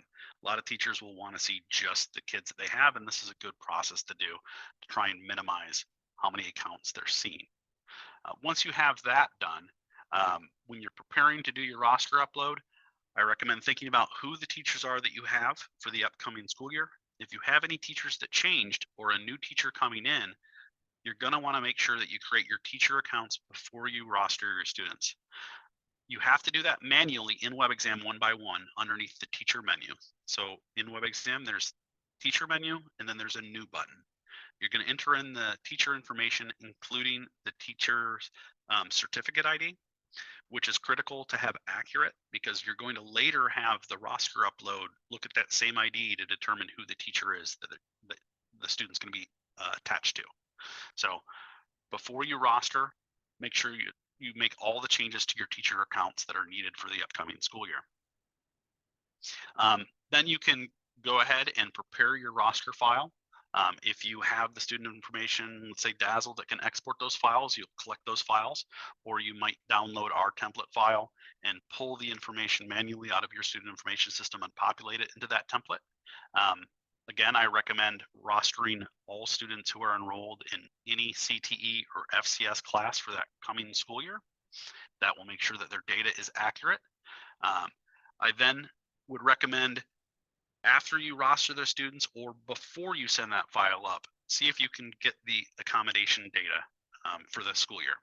Sometimes that accommodation data might not be ready yet, but you will want to try and look into setting those accommodations before the testing really ramps up. Then the next step for administrators that are really on the ball, some of them will start messaging their teachers and making sure that they know to go out to ODE's site and download the course outlines and have them review the material that they should be covering in their course. You want to make sure that they, at a minimum, cover what's in ODE's course outline. They can go above and beyond and cover other material that they want, but web exam tests are directly aligned to ODE's course outline. So to have your students score the highest possible, the teachers are really going to want to know what's in that course outline. And then the next step for an administrator, after all of this has been set up throughout the school year, administrators who really become familiar with the reports will be able to track student progress and intervene for students who aren't scoring well. What I generally recommend is running reports and looking for students who really didn't do well in a particular test. Because web exam tests are all averaged out together for pathways, every test that they take, their score gets averaged with all their other test scores. The benchmark score or performance standard for all those tests gets averaged, and those two get compared to each other. Students are required to take a test for every course they're enrolled in, but one bad test can really bring down their overall average. So having an administrator that's going in and occasionally reviewing all of the scores for the students, like using the pathway report, can be very beneficial, where that administrator might be able to reach out to a teacher and say, can you work with them in this particular area? And then can we schedule a retest? And students can retake a test once per school year. Additionally, they will frequently have the ability to retake again in the same school year 30 days after their initial take. So if you strategize all of that to make sure that the students have as many opportunities as possible, their scores should improve over time. We always will take the highest score achieved. So just good information to know for administrators. Having strong administrators, I feel, is a massive boost to overall scoring for CTE and FCS courses.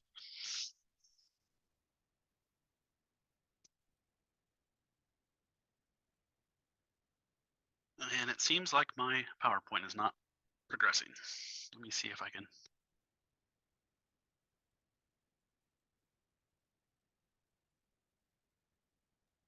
Hang on a second, Brock. I just wanted to pick up a few questions that were in the chat. So I'm going to take over for just a few seconds here, if that's okay. That's awesome. Yes. All right. Wonderful. Thank you, sir. So I'm going to go back here real quickly. So there was a question asking if we could show the archive process that you discussed, just to sort of cover all of that. So I think I might need to log out and back in again here real quickly. So 1 second.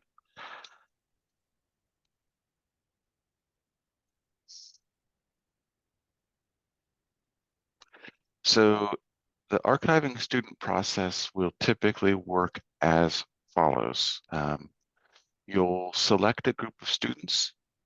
And you might need to sort of change this to be all students. But maybe we only want to do the ones that graduated in a previous school year. I don't know, we'll do that, for example. Oh, there aren't any in this list. I've already done it. I'm too efficient, I guess. So you might choose to filter by grade or graduation year, maybe to get all your seniors together. You can select them all by using this checkbox up at the top, and that selects every senior. But you may wish instead to only select some of them, which is what I'm going to do here. And then you can choose to, under the bulk actions, you can choose the archive option. And then select apply to apply that and archive all those selected students. So does that answer that question, Carol? Just let me know. Excellent. I'm not actually going to hit that apply in case we're using no students in a later part of the demo, just in case, playing it safe. Are the slides changing lots of information? The slides were not changing. I think that, we're sort of thinking as we're doing this about the common calls that we get and answering them. But no, the slides were not changing. Yeah, I went off script a little bit there, so. Yeah, so we'll, you may want to just take a look at that YouTube video once it's published and pull that data out. After uploading a template, an additional student is able to be added to that template using the same tag rather than adding it individually. Yes, you can process the same upload file over and over and over again, making slight changes if that works best for you, Amy. It's ultimately up to you how you handle that. And I think there was another administrator asking earlier on about, hey, I didn't know the accommodations when I did the upload initially, but now I do. What should I do? And in that situation, what you may want to do is, have that Excel file that worked saved. And then once you have the accommodations, get that Excel file back up, add in the accommodations, and then upload it again. And it will just add that accommodation to those student accounts. So that's certainly an option that's available to you. Brock, I sincerely apologize for that. That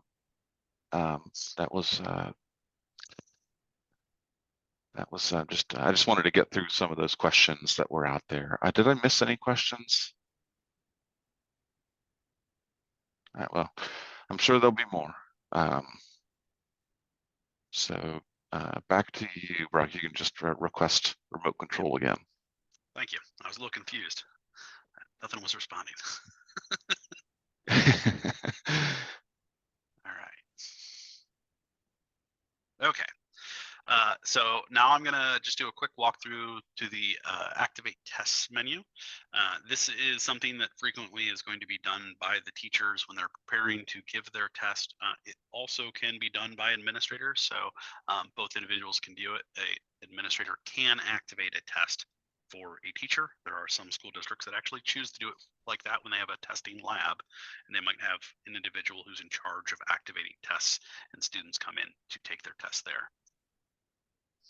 So the Activate Test menu in the left-hand sidebar is going to bring up this, what we would call a wizard, something that's going to ask you a series of questions to determine who you're trying to activate. And at the end, it's going to show you a list of the students who are eligible based off of the criteria or your answers to those questions.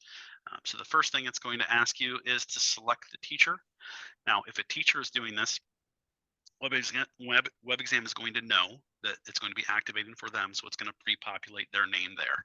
If it's an administrator account, the administrator will be able to see any teacher that they're attached to in their district if they're a DTC, or any teacher that's in a program if they're an administrator that only has access to a couple of programs. So in the drop-down menu, you would select a teacher.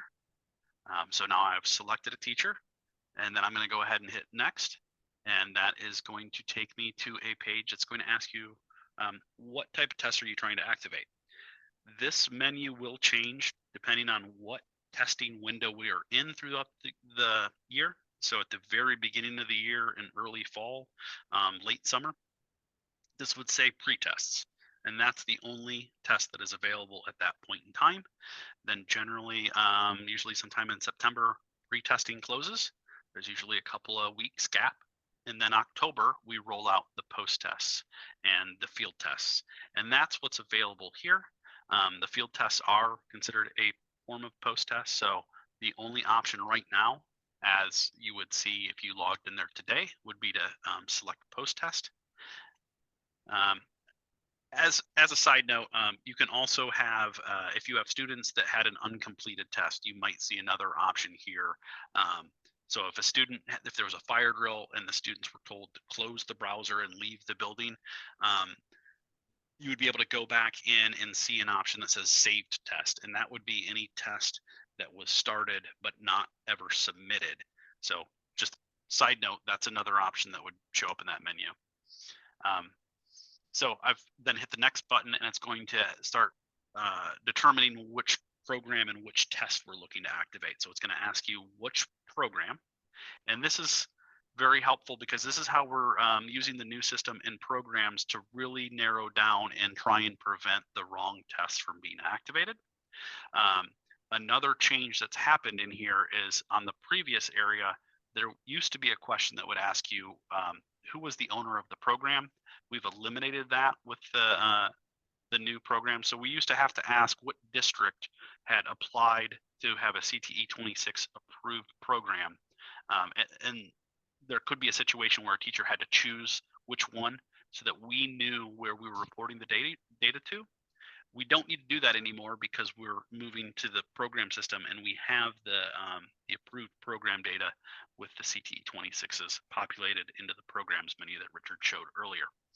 So here you would select the program, and then next you would choose which course. So now remember, in the programs, where previously we used to have pathways and we would assign, let's say, 10 to 15 courses onto a student's account, and you would have the whole 10 to 15 different courses that you'd have to choose. Now we're only going to show the courses that your administrators have assigned into your program, so we can prevent errant selection of the wrong courses. Once you've selected the course, go ahead and hit next. Sorry, it looks like that is a duplicate slide. And then at the end of all those questions, now we've determined enough information. Who's the teacher that taught the course? Which program are you in? What individual course do you want? This final page is going to start showing you a list of all the students who are eligible to take the test. And there can be some reasons why students wouldn't show up here. Some of those would be they already took the test in this school year, and they're outside. They haven't had the 30-day wait for a retest, or they're not eligible to retest. Or it could be the situation where the student that you're looking for wasn't assigned to that program. They could have had the program removed, or they were just never mapped into that program. So if you are seeing students, you might want to start thinking about things like go look at the student account, click on the green plus icon, and see if they're actually in the program that you're trying to activate them for, as well as you can go look at the student account and see the last time they took the test. Has it been more than 30 days where they should be eligible or not? So just a couple of things that if you do run into issues where you're not seeing the students correctly, that you can look to try and troubleshoot that yourself. If you're still having issues, you can always give us a call and we'll try and help you out. One thing that I want to point out here is the activation start menu option there. So it's about halfway down the page. We really have started encouraging people, teachers, administrators, to use the option to schedule their tests in advance. So you can schedule the start time, the test activation window, up to 7 days in advance. And what you're doing when you're scheduling this time is you're saying, let's say I'm gonna test my students on Friday morning at 9 a.m. So let's say on Tuesday, you log into WebXam, you go to the start time, and you set whatever the date is for Friday, and then you set 9 a.m. That will then open up the test activation window. Test activation window is the period of time that if a student logs in, during that 1 hour period, they would see a link in WebXam that if they click on the link, that's when their countdown timer starts for their testing. So again, the activation window is just when that link to start the test is going to be available, but we actually don't start any timers on the student's tests until they click the button and go in and start taking the test. One thing to be aware of is sometimes we have people that will activate this and they'll set it to, schedule their test and they'll set it to PM. or something like that. That's going to cause an issue. So you want to be very careful about what you set for the start time. To the right, there is the end time. The end time is not editable. What it's really showing you is whatever start time you select, it's going to be 1 hour after that, and that's going to be when that test activation window closes. If a student logs in outside of the test activation window, they will not see a link to start the test, and they won't really have anything available to them in their account if there's not an active test window. Down below that, you'll see a shortened list of students. Now, a lot of teachers will have a lot more students. I tried to minimize the number of students that we're showing here just so we could get on the page. There are the legend area there. You see the little colored flags. This is a last effort before you activate a test for us to try and notify you, does this student have an accommodation set or not? And this is a way that you can kind of look before you activate to try and catch any students that should have an accommodation that don't. If they don't have the accommodation there flag that you expect, you should go back to the student's account before you progress, and you should set that accommodation so that they will have it. So for the list of students here, you're going to be check marking any student who you want to have scheduled a test activation window for the particular test that you want to give. So the very first student, since they're not checked, they would not have a window scheduled, but the other ones that are checked will have the window scheduled. There are options there to search, where you could search for particular students or anything that you wanted to do like that. And there's also the show entries tagged. This is where tagging could be used if you went through and tagged students to try and make it so that you can filter down to just the kids that you want to see. But that requires a little bit of work ahead of time to make that happen. So let's say I wanted to just test these 3 individual students. I would go ahead. There's a activate button that's just off screen that I would click. That page will then reload. And you'll notice in the column, the far right column that says activation window, you'll see the time next to each student that we activated. So that's the ones that we scheduled an activation for and the time period. You'll also notice that there's now a red button to the left-hand side. So really encourage people when they're activating tests to pay attention to that red button. It will let you download a PDF of the student information in a couple of different formats that you can then use for that testing day. So if you schedule ahead of time, you can go look for that red button after you've scheduled the testing window and download one of the PDFs, and then you can print it out. And the PDFs are designed so you can either, if you only have a couple of kids, use that just to help the students log in, if you want to have it on your computer or however you want to handle that. But the ones like the PDF 3 column can be very handy, where you could print that out and then you can cut it up into slips, and you can use that as a testing ticket that you distribute on the day of. So the process that I would recommend is you determine what day you want to test. You log into WebXam 3-4 days earlier than that. You select the start time that you would like to have. You check mark the students that you want to have tested that day. You do not need to worry if a student is sick and doesn't make it. That test activation window will just expire and they can be activated again. So it's not an issue to activate a student and have them not show up. But once you've activated the student, look for the red button, download your PDF, and then if you choose to, you can print it out, cut it up. And this helps you that on the day of testing, should be a lot less stressful. You can just show up and have those tickets ready to go, so students can log in the first few minutes of class, and they'll have the full class period to take their test. Another thing of note, it was last year we started moving from having passwords that never expired to we started using access codes. The access codes are scheduled for the day of testing, and you can see them here in this menu.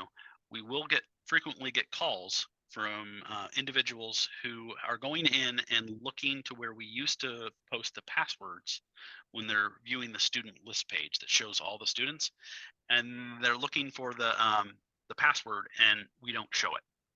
That's because the passwords are not used anymore. We're not permanently giving a code that somebody can log into with a password. We've moved to what we would call an access code, which is tied to the day and the test activation session. So you'll only be able to see those the day of, or you can pull down that sheet and have that available to you whenever you want if you've done it ahead of time. And here's a couple things that I was able to think about of issues that we commonly have. So the student count not showing, I touched on this a little bit earlier. You can check the student's account status. If the student is showing as disabled, they're not going to show up in your test activation menu. Disabled means that you've just marked the student to not be able to log in. So if a student tries to log in and their account is disabled, it will tell them that they need to speak to their administrator because they're not able to log in. They've been blocked. You generally don't need to use disabling a lot. Normally, if a student logged in at a time that they weren't supervised, they would not see anything because it wouldn't be in a test activation window. But it is an option that we've had for many years, and we'll probably continue to support it. Another option may be where you're trying to activate a student, but somebody else archived them. So if a student's archived, they will not show up as being able to be activated for a test. You can find archived students by going to the secondary students list menu, where you see the list of all the students that you have access to, and there's a button there that says show archived. What that does is it says ignore any of the archive settings on the students' accounts and just let me see everybody. So you'll generally have a lot more students that you'd have to search through, but it lets you go in, find an old archive student that shouldn't have been archived, and then unarchive them so that you could test. Another thing of note that touches on to our roster uploads, if you archive students by accident and then a roster file is run and it indicates that that student is active and in a course, we will automatically unarchive that account. So using roster uploads can be very helpful to maintain the accuracy of your accounts because it will fix accidentally archived student accounts. If you tell us the student is enrolled in a class, we will unarchive them during that process. So the second bullet point here is, are your students rostered? If a teacher goes in and they try and test really early in the school year, oftentimes it's the district that's responsible for rostering. They might try and go in and activate students, but if they're new students and they weren't rostered, they won't have an account yet. So you always want to make sure that your district has rostered the students early in the school year as much as they can before teachers try and go in and start activating tests. If you, again, aren't seeing students, another option can be checking to make sure that the programs are assigned correctly, that the courses are added onto the program, and that the student was assigned to the program correctly. And there's a couple different places you can look at that. For the teachers, making sure that they're assigned to the program is that left-hand sidebar programs menu, having the teachers assigned, having the correct courses assigned, and then when the rostering happens, having the student get assigned to that correct program. All of those will dictate whether or not the student will show up for test activation. Another reason why students might not show up is that, again, I talked about this earlier, they already took the test, or they already took the test and they haven't had that 30-day window expire where they get the option to retest. During that 30-day period, they will not show up to be able to be activated. So if you have students that tell you that they can't log in, you can check the activation report. So there is a report for activations that you can run that will show you what activations that you had. It will show you any activation that's in the future. You can go in there and re-download those PDF documents that you can print out if you didn't get them the first time. You can also check the date and time that you scheduled it for in case you made a mistake. So let's say I went on Friday at 9 a.m. I tried to get my students to log in. Nobody can log in. You might want to go back in and run the activation report and make sure that that was the date and time that you actually scheduled and there wasn't a mistake on what you set it to. And again, the access codes, the student login access codes are only valid for the scheduled test activation window. If they're outside of that, it will not work. on a different day. So the access codes are good for the day of for any test activation that's scheduled. So the 1 hour blocks, maybe they're taking 2 tests. That activation code should work for each test that day, but the next day, the activation code will no longer work for them to log in. A lot of information. Hey, Brock. Yeah, there is quite a bit to understand. I feel like once people kind of grasp the basics, they don't run into a lot of those edge cases that they have to, struggle with. That's why I said earlier, rostering is so critical. If you get the students rostered correctly, the teachers usually run into far less issues, and things go generally very smoothly. All right. Let's run through some of the questions. It's maybe covered later, but I don't want to forget. Is there a way to retest that doesn't require a 30-day wait? So if there was an issue, either with an incorrect accommodation or something that happened during the testing process where something went wrong, like a technical issue, something like that, and a student just submitted a test without having completed it just by mistake.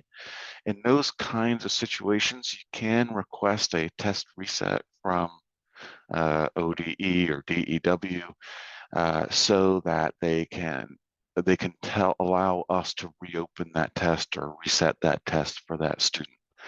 So if there's a situation like that where something has occurred that is negatively impacting the student's test taking session, there's a form on the ODE/DEW website that you can use to request a test reset.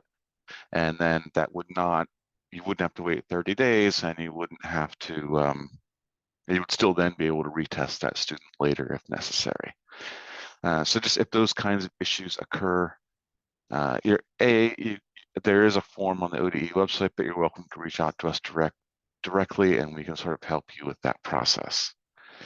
Angela Stansel, our star recruiter of subject matter experts, which we'll get to in a little bit, answered that yes, students can be in multiple programs. Where do we set up web exams in advance? So when you're going through that activation process that Brock covered, I'll just go back to this slide. So the area that says activation start time is where you can change that sort of time to up to 7 days in advance if you wish to. And I would just add, if you do make a wrong section of the time or you want to change it, when you go through this process and get to, well, it's the slide before, and you get to this stage and you select students who have a current activation, that activate button will change to unactivate. So you can remove an old activation and create a new one if you need to. We don't have a slide for that, but just be aware that you can remove an activation and change the time on it if you need to. All tests 40 minutes in length once a student starts? No. It's 1 minute times the number of questions on that test. Now, for most web exam tests, that is 40 minutes, but for some tests, that's going to be longer. If it's a field test, for some tests like practice tests, that's going to be a little bit shorter. So it's 1 minute times the number of questions on the test, and the number of questions on the test you can find on our About the Tests page. Can tags be assigned to programs? Tags are assigned to student accounts only, not to programs. But yeah, I think as was covered during the activation process, you can select which program a student you're interested in, and then, oh, you answered, okay, thank you. Okay, I'll move on then. Are students able to retake the test after the testing window closes on April 19th? So for field tests that close on April 19th, remember, I think the normal end of test window is the last day of May, I think. But for field tests, if they are graduating seniors and they are using the web exam assessments for the purpose of graduation, they'll be able to retake the field test, although they'll only see the 40 items that make it to the final version. after May 6th, and they don't need to wait 30 days for that. So you could have a student take the field test on April 19th or maybe April 18th to give yourself a little bit of flexibility, and then retest them again once they are once the field tests are finalized.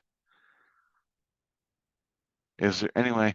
Yes, Barbara, and yes, absolutely. I think that's something we will look into. Not currently, can you separate out the testing tickets like that? I think that's just a great idea. And we will look into it and hopefully we can make that happen. And certainly, yeah, alphabetical would be nice. I didn't realize they weren't alphabetical. So I apologize for that. We'll get that fixed. If a student is absent data testing, yeah, this is, we need to reactivate the test. Yes. Yeah, and if it's on a different day yet, will be a different access code than it was before. So you'll want to reprint that testing ticket. How do we handle transfer students who may already have a WebXam account? So the upload process will find, if you use an upload, the upload will find a student anywhere in the state and will bring them to your district if they're in your upload file. If you're entering students manually, it's a little bit more complex and difficult. But once you've filled out the form on the website, then it will prompt you and say, hey, we think this student might already be elsewhere. Do you want to bring them over? So just be aware of that. Okay. We are well behind schedule. So just be aware that I'm going to be talking through reporting a little bit more quickly than I normally would so that we can make sure we get to everything. Yeah, you'll be told, Lori, that a student already has an account. If you're adding them manually, if you're not adding them manually, I think as Brock said, you'll see a little warning. Hey, this student appears to already have an account at this other career center. Do you want to, just so you're aware, but the upload will do that for you automatically without you having to do anything. Yeah, so we'll give you a warning. Do students have to take pretests? No. Students don't have to take pretests. If you are using pretests as part of your teacher evaluation, either locally or through OTES, then you will want to pretest your students, but you're not required to do so. And just be advised, there's a cost associated with those pretests. Okay, it's $2 per test delivered. So just be aware of that. Okay, I am going to talk through reports quickly, so I apologize for having to do that, but we'll do the best we can and try to hit the highlights of the reports. See, I mean, you can already tell things are going great. All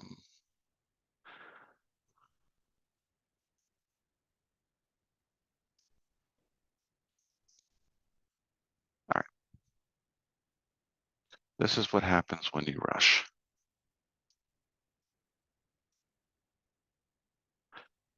Okay. I'm gonna stop sharing for just a moment here. And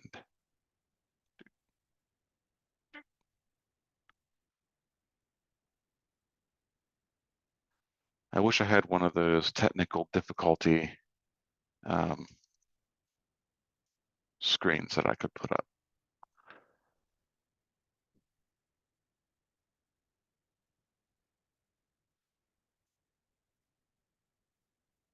Okay, so let's go through reports. So I want to start with the summary report. So I always like to start with the summary report whenever I am preparing to do any sort of reporting. And what you should know about this report is you can choose a year. Optionally, you can choose a month. You don't have to select a month if you want to see reporting across the entire year.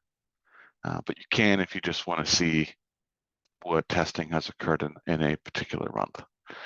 And so what you'll see when you run this report is the test, the teacher, and how many students tested. There's a new column called unsubmitted.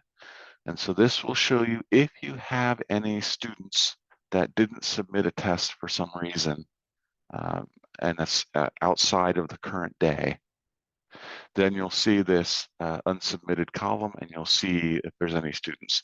And that's to give you as an administrator or a teacher a little warning that, hey, there might be some unsubmitted tests out there that you want to get addressed. So that's a new feature this year. And then the main thing I would like to show here is that you can just click on this number of students and it will run a testing report specifically on this row of data.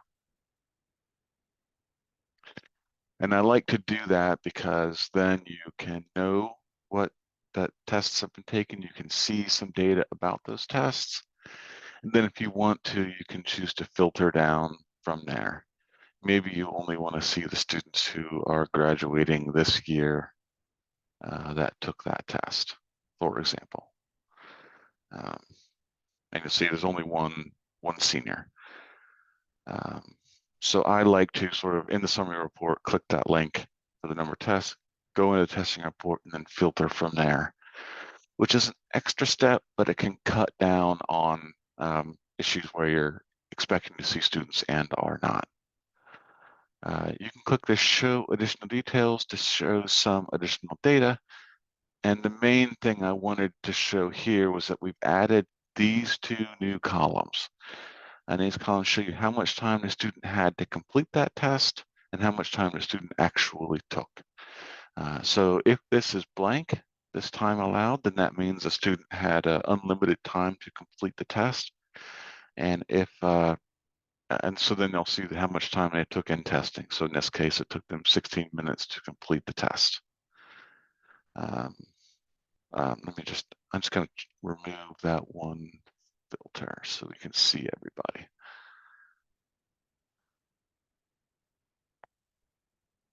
Again. And so that we can see students that actually have that time allowed option. Right, please work. Yeah, I'm a little confused these days. I'm going to shrink that down a little bit so we can show it. I apologize if it's very small. But now you can see for this 40 question test, students had 40 minutes. You can see how long they took. So that might be useful, maybe not for pre-test so much, but maybe for the post-test. How long a student should take on a test, there's no correct answer for that. We see a wide variety. I would say on average, we see students taking between 20 to 35 seconds per question, but I wouldn't say should there. There's no incorrect answers there in terms of how long students should take. Unlike the actual assessments. Okay. Again, you can always use the green plus, which we've talked a lot about. And in this context, it's going to show you that student's entire testing history, and then as well as any pathway scores if they have them. All right. Pathway reporting. So I'm going to choose that same teacher again. I think that was Logan. And I think that was engineering. We'll choose last year and give this a run. So the pathway report is really about sort of showing you how the students are progressing through their pathway, which is useful for participation purposes, but also might help you figure out if students need to retest. Sometimes this takes a minute to run because it's literally doing this pathway scoring calculations on the fly for you. So you'll see students, you'll see which tests, which post-tests they have taken in each pathway. The check mark here indicates that this is the score that is being used to calculate their pathway score. So if a student has retested, the highest score in relation to the performance standard will be the one that's used, regardless of when it was taken. And the other ones will still show up here, but they won't have that check mark. a helpful option is to filter this to show the pathway rows only, so you can sort of see one row per student and see how they're doing in that pathway overall. These two columns, I apologize, I'm talking so fast, I do apologize. These two columns here, the score so far, is about how they would be doing, how they are doing with all of their tests. This score is based on this selection here. So because you said, hey, I need at least 2 tests per that are in my program or whatever, because the student's only taken 1 test, it shows it's incomplete. If you've taken 2 tests, you're going to see a score. And that's just a way currently for you to make sure that the students have taken the number of tests that you need them to have taken based on your reporting requirements. So just be aware of that. And again, this can help you if you have a student who's not proficient. Now you can sort of see, okay, which tests can is it appropriate for them to retake, and then have them retake those tests until they get to a passing point. So the pathway scores are cumulative. So if a student retakes, they don't have to retake every test. They can retake just enough tests so that their pathway score moves from non-proficient to proficient, and then you don't need to continue retesting them. Okay, again, I'm talking too fast. We talked a lot about, or a little bit about C tags, and I did want to show you this process because it's important. So the C tag report, I'm going to pick a random test here. Let's try something different, maybe hospitality, and we'll choose this year. So say we had some students who took the hospitality test, and now we want to check and make sure that they've agreed to the data sharing. That makes it easier for them to get their CTAG credit. It's still possible if they haven't done this agreement, but there's a few extra steps that they'd have to jump through once they get to college.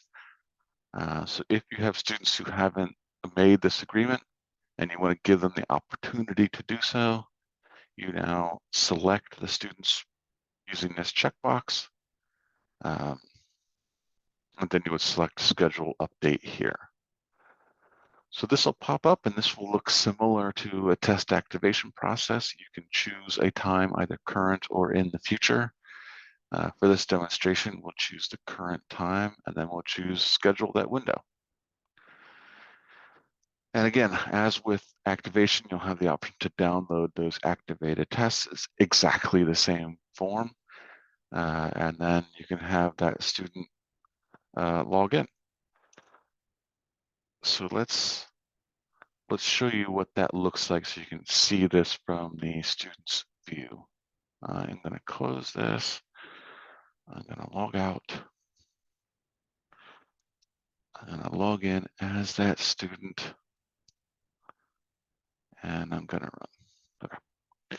So when that student signs in, they're going to see this update CTAG Ascents provided there within the window.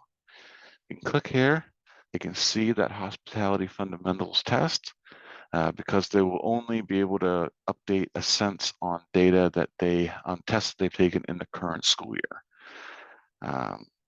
So then they can choose to change that. They'll see the agreement again. They can make this change if they want to, and they can submit. The Ascent will change to green. They're done. They can log out. That's it. Demo.1, demo. And then if we go back to reports, we go back to CTAGs, go back to 63163, and we run this report. We'll now see that that student has made that agreement and it's updated there correctly. So I just wanted to step through that process so you can see how that works for students. But I mainly want to focus on the outcome report. And this is the last report we're going to cover today just to make sure we have some time for questions. So in this case, we will leave the teacher blank. If you're an administrator, you don't have to specify a teacher. We'll just use this AFNR test, and we'll choose last school year. And we'll let this run for a second.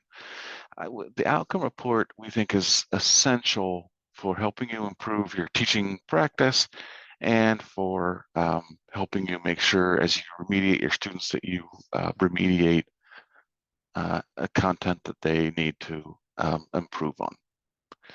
So you'll see a lot of percentage scores here, and it can be a little bit overwhelming. I would typically say you can just ignore these last two columns for most purposes. It's really about you being able to compare how you're doing with statewide results, which can be helpful during a program review process, but in terms of looking at individual students, not so useful. So you'll see each outcome that's on that test. If you used a pretest, you'll see how your students did on that outcome in the pretest. And you'll also see how they did on that outcome on your post-test. There will be rare but occasional issues where an outcome is on a pretest but not on the post-test, and vice versa. That will get rarer and rarer as the tests are rewritten.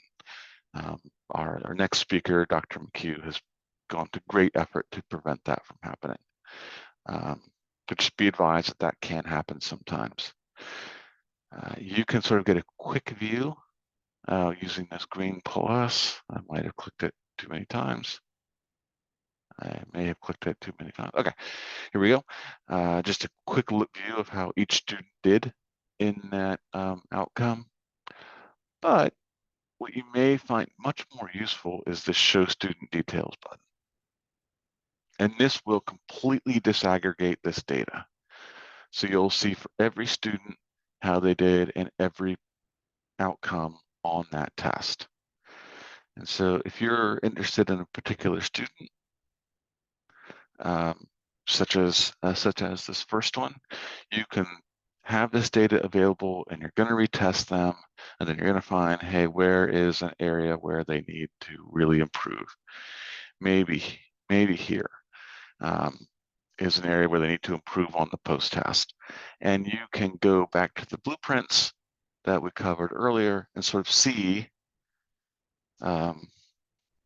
yeah, Shelley, I'm sorry. So it's still, the CTAG data is still, can only be updated for the tests taken in the current school year. So what you can do is have students retake that test in the current school year and then make sure they update that data then. And it doesn't, if the student does worse, the highest score is going to get used for the purpose of determining proficiency for the pathway and the test. So yeah, still a current year, and that just has to do with how the data is reported. So back to the outcome report. So you can use the blueprints in combination with this data. In fact, I have on my list to sort of show the blueprint percentages on this report for you, so that you don't have to go to two different places, but then you'll just be able to sort of see, hey, this is like a high value area that I can remediate that student and make sure that they are able to pass the test. So I talked very quickly about this outcome report. I'm happy to go into more detail, either through the ticket system or if some other method works, we're happy to sort of do that with you. Just let me know. Okay, that is all I want to talk about with reports, just because I want to leave time to talk about our item writing for this year. Again, I do apologize for having to go through that so quickly.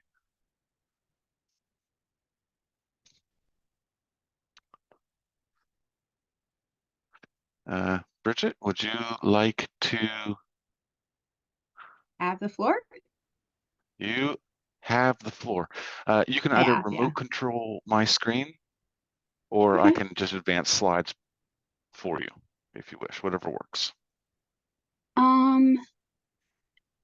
How about you just advance them for me? All righty. Okay, so I'm sure all of you have heard about this. If you have not, though, that is why I'm bringing this up. So in order to make sure that we have assessments that really fit what the instructors are teaching for each course, we make sure that we get feedback and participation from the instructors at every step. Now, one of the first ways teachers can get involved, and one of the least time-consuming ways, is to help us figure out how many test questions to write per an outcome. Now, you may know the term blueprint from, a blueprint of a house with tests and assessments. We have a blueprint as well. And just as your blueprint tells you, hey, about 30% of that first floor is the living room, the blueprint for an assessment tells you about 30% of the items are from this content area, for example. Now, we use the method that's commonly used in certification programs and certificate programs. We do a lot of work in that area as well. This is a tried and true and best practice for coming up with a blueprint. We get ratings from all the instructors that we have on file for each course. So how we get those ratings, we send out a Qualtrics survey. Last year we did business, finance, and marketing. This year we are doing agriculture courses. So if you're an agriculture instructor and you haven't received a survey about a test blueprint, please email me after this presentation, and I will add you to our list. We can't just give you a blanket general link to the survey, because we don't want people who are not instructors taking it. You'd be surprised to randomly just take surveys. And we don't want instructors to accidentally take the survey twice. So this survey is going to ask you about how important each content standard is at the outcome level. So you guys remember from the course outline, strand is the broadest level, outcome is that middle level, and then the most granular level of the content standards are the competencies. We do it at the outcome level. We'll also ask you to rate on a scale of 1 to 5 how feasible it is or how appropriate it is to write a multiple choice question to that particular outcome. And we just use that to adjust the number of items, so that if there's a particular outcome where it's really hard to write a multiple choice format question, we are not going to write tons of questions from that. The other piece of this is that once we get those ratings, we actually come up with the number of items using a formula, so that the importance of the items, or the importance of the outcome, the number of items we write is directly proportional to that. So after we have written these blueprints, the day of the item writing activities, item is that fancy word for a test question, we might do a little bit of tweaking, but generally they stay about the same as what we predicted based on the ratings from all of the instructors. And then we write the questions, and then we publish those blueprints after all of the new questions are written. All of the current ones are available. We just released the ones from last year for business, finance, and marketing. Just as a caveat, though, we do it at the bank level. So that's how many possible items could appear on the assessment. And then we have an algorithm that matches that proportion of items in the bank to how many are on the actual post-test. That said, it's going to be slightly different in terms of percentage, but usually it's going to be within like 2%, about 2% difference at the most, maybe like 3 to 4% difference between how many items are in the bank and how many items are on the actual test. And generally, if you look at the pre-test and the post-test, they're going to be very close. So we release these bank blueprints so that you have a better understanding of, based on these ratings, what are considered important to the course from surveys from the field, and you're able to prioritize that content in your instruction, because we don't want you to, oh, yeah, okay. So I will drop my email in the chat.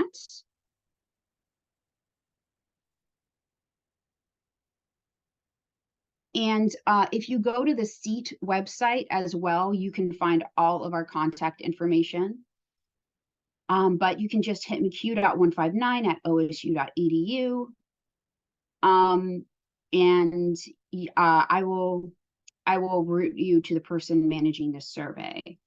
The other piece of this too, that we do not reveal is that there are certain competencies that we want to make sure that we cover in the bank as well, based on ODE's input, which is also based on instructor input originally. So there are certain things that we are just going to make sure that we have on the assessment, but we aren't allowed to make that public, just because we don't want instructors to feel like they should teach the test rather than teach to what the course is written as and what is actually just generally important to the course. So Richard, do you want to move to the next slide? So that is probably the easiest way to get involved. Again, we're doing the ag assessments this year.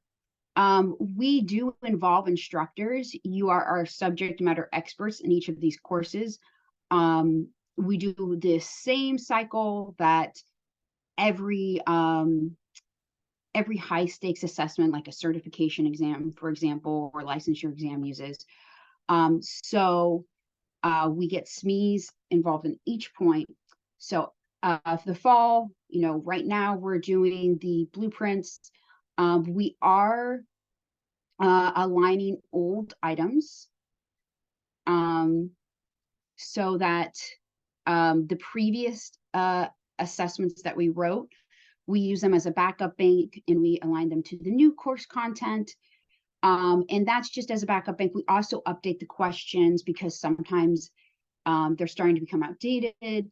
And we also will tweak them and improve them if needed. We continue to recruit for the item writing workshops. That's when we write the new test questions and we begin doing those workshops. Now, all of the workshops, except for the alignment workshops, are completely online.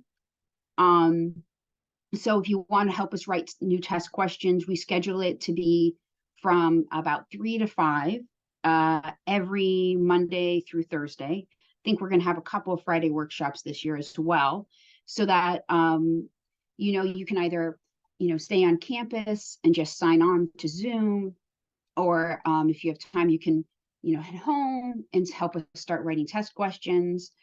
In addition, we launched the field tests. So if anyone is in business, finance, and marketing this year, the field tests are when we get these fun statistics that tell us that a test question is of reasonable difficulty and validity. And we don't actually score students on any of the questions until we get those statistics, and then we just score them on the ones that are included on the final assessment, so that their scores are equivalent. If they took the field test, they're equivalent to all the students who took it after the field test was done. And in addition, those new finalized forms that are based on the field test are launched. So this year we're doing business, finance, and marketing field tests. Next year we will do ag. And this year we now have those finalized forms from last year for transportation systems. Now in the winter, we continue those Zoom item writing workshops and we continue to recruit. There are a lot of ag courses, so we'll be doing that throughout the year.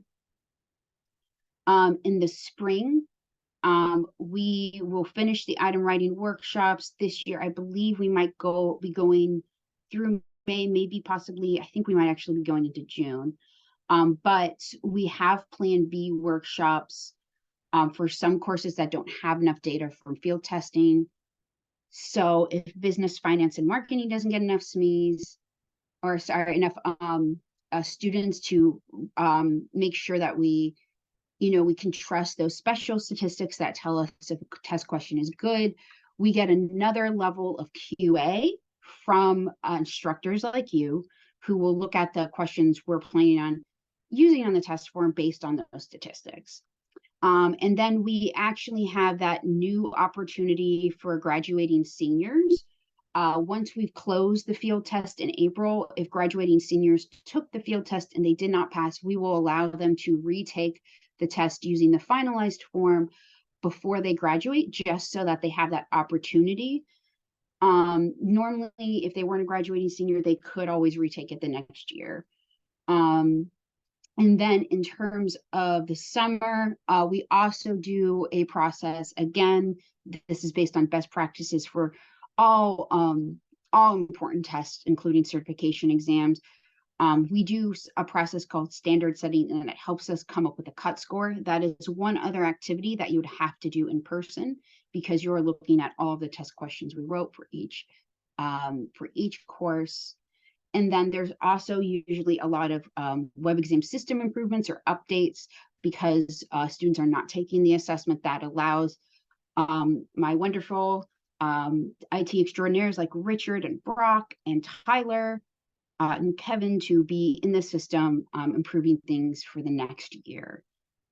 So if Richard, if you wanted to go to the next slide, please.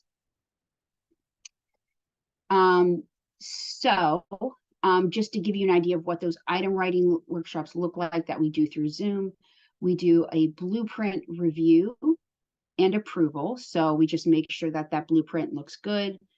We split everyone into little breakout rooms, and we have them write a set number of test questions based on their level of expertise. They work together as a group.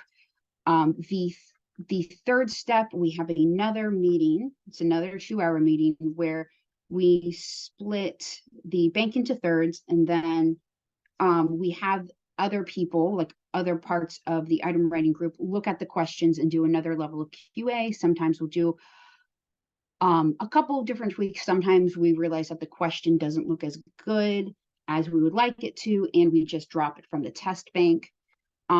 Just in some circumstances, if we don't write enough test questions, we ask each SME to do, just a handful, maybe 1 or 2 items on their own. But generally, we like to have them there with a facilitator, because that's how they learn how to write good test questions. So that gives you an idea. Again, each one of these sessions about 2 hours, maybe 2.5 hours. Sometimes we get done earlier and we let people go. It's through Zoom. It's a great experience. It will teach you how to write good test questions above and beyond your other training. And then next slide, Richard. Oh, sorry. Here is the item writing schedule. You can scan that QR code with your phone. If you're watching on a computer, you can just scan that QR code, put it up to your phone up to it, or however you read QR codes, and you will get an idea of when workshops are happening. The schedule might tweak a little bit. I know, for example, that we have had to postpone the in-person alignment workshops that we are going to have this month. They are no longer happening this week and next week, unfortunately, because there were some issues that we needed, that required us to postpone some of those activities. And then Richard, if you can do the next slide. So the next slide, are you a secondary or post-secondary instructor in ag environmental systems? If anyone is here, does anyone want to raise their hand if they are an ag instructor? I know at least one person is.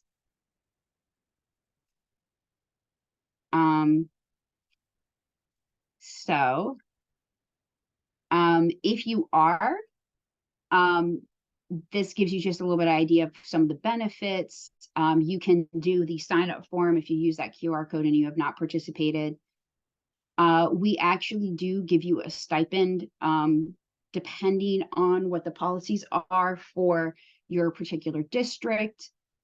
If you do a Zoom workshop, because it's after school, so we do pay you for your time. Again, you get more of that item writing training. And depending on your situation, you may be able to get a certain level of college credit if you fit the requirements for the program we worked at with OSU. And you can also, depending on your district, earn some professional development credentials. Of course, this really depends on what your district's rules are. Right now, we're doing agribusiness and production systems, industrial power technology, animal science and management, agriculture, food and natural resources, bioscience, horticulture, and natural resource management. Now, Richard, do you want to move to the next slide? I think we're going to do highlights after that. So that would be everything that I was going to cover. But does anyone have any questions about any of the things I went over with item writing and such? Looking at the chat. Yeah, and I'll just, while we wait for those questions to come in, there was someone who asked, our school's new to CTE, was wondering about finding previous year's pre-tests and post-tests online. We don't currently publish any previous versions of the tests that may be coming in the future, but what we can offer is practice tests. Those will be coming very soon.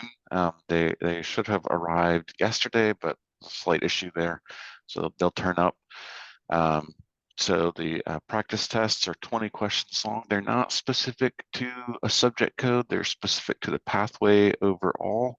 So they're not like a one-to-one kind of deal, but they will at least give your students a sense of how the questions are worded in their particular subject area.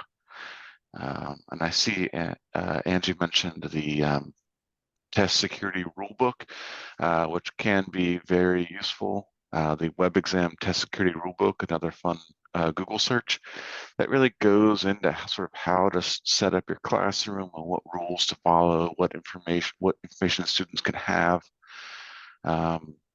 like in front of them. So I do recommend checking out that Test Security Rulebook when you get a chance. Do all schools have to follow certain pathways? Not yes and no. So typically a pathway might contain, maybe 10 subject codes, and a program might include 4 of those. There may be ones like a foundations course that your school is required to have as part of their program, but other than that, you have some latitude in building your programs to really meet the needs of students in your area. Again, the WebXam About the Tests covers which tests are in which pathways. The ODE program matrix does that as well. And on the ODE website, there are also contact information for each career area. Look for the program specialists. And it can be helpful to reach out to them as you're building your programs to sort of see what might work best. They will have some great guidance and some some career area knowledge that we at WebXam do not have. Last, I think there was a question, let me refresh my memory there, about the C tag, or no, here we are. Does the window also apply to field testing? So I think Bridget's covered this as well, but I'll just restate it. If your students are taking field tests this year, in business, and they intend to use that scoring for the purpose of graduation, then once we have finalized those field tests, the students can then retake the 40-item test in an effort to improve their scores for graduation. And they can do that one time. So if a student is not a graduating senior, then they can retake the test the following year. And then within that year, they can also retake it after 30 days. But for the field tests specific to the year of the field test, graduating seniors that are using it for graduation can retake it after that May 6th deadline. That policy is a mouthful. I certainly recommend checking out the ODE/DEW website There was a link to it at the beginning of the slideshow, and again, we'll post this slideshow for you so that you can review that policy in depth. Just looking through the comments here. Yeah, so highlights. This meeting, we'll post this meeting to YouTube, and we'll put the PowerPoint slides up on that users workshop website. Be sure to check in with that WebXam calendar, particularly if you are in business, finance, and marketing, to make sure that you're getting your testing done in time. And then if you are, I know there was at least one ag teacher, but if you have an ag program at your school, please be sure to participate in item writing. It's helpful to have as many teachers as possible so that we can make sure we're writing the best items we can. Here is contact information for everybody. Angie has put her email address in the chat, and she is a great resource. There's also sort of a general email that I've put here. Dr. McHugh's email address is up there, our support email and phone numbers as well. I want to circle back on CTAGs a little bit just to cover that again. So unfortunately, CTAG student sort of agreements can only be updated for tests taken in the current year currently. So if you have a student who needs to update an assent on a test they've taken in a previous year, you will need to retest them and then have them do the assent as part of that process. And then you can also update that afterwards if necessary. I recognize that that is cumbersome. It's just about how that data gets reported. And, you know, well, I think we're happy to sort of work with you if there's a better way to do it. You know, we'll figure something out. I have heard from numerous administrators about how that policy is restricting and difficult. So it's something we're always looking at. With that, we will stick around for a few minutes to answer any questions that you have. Otherwise, the information sharing presentation is over, and we cannot thank you enough for attending.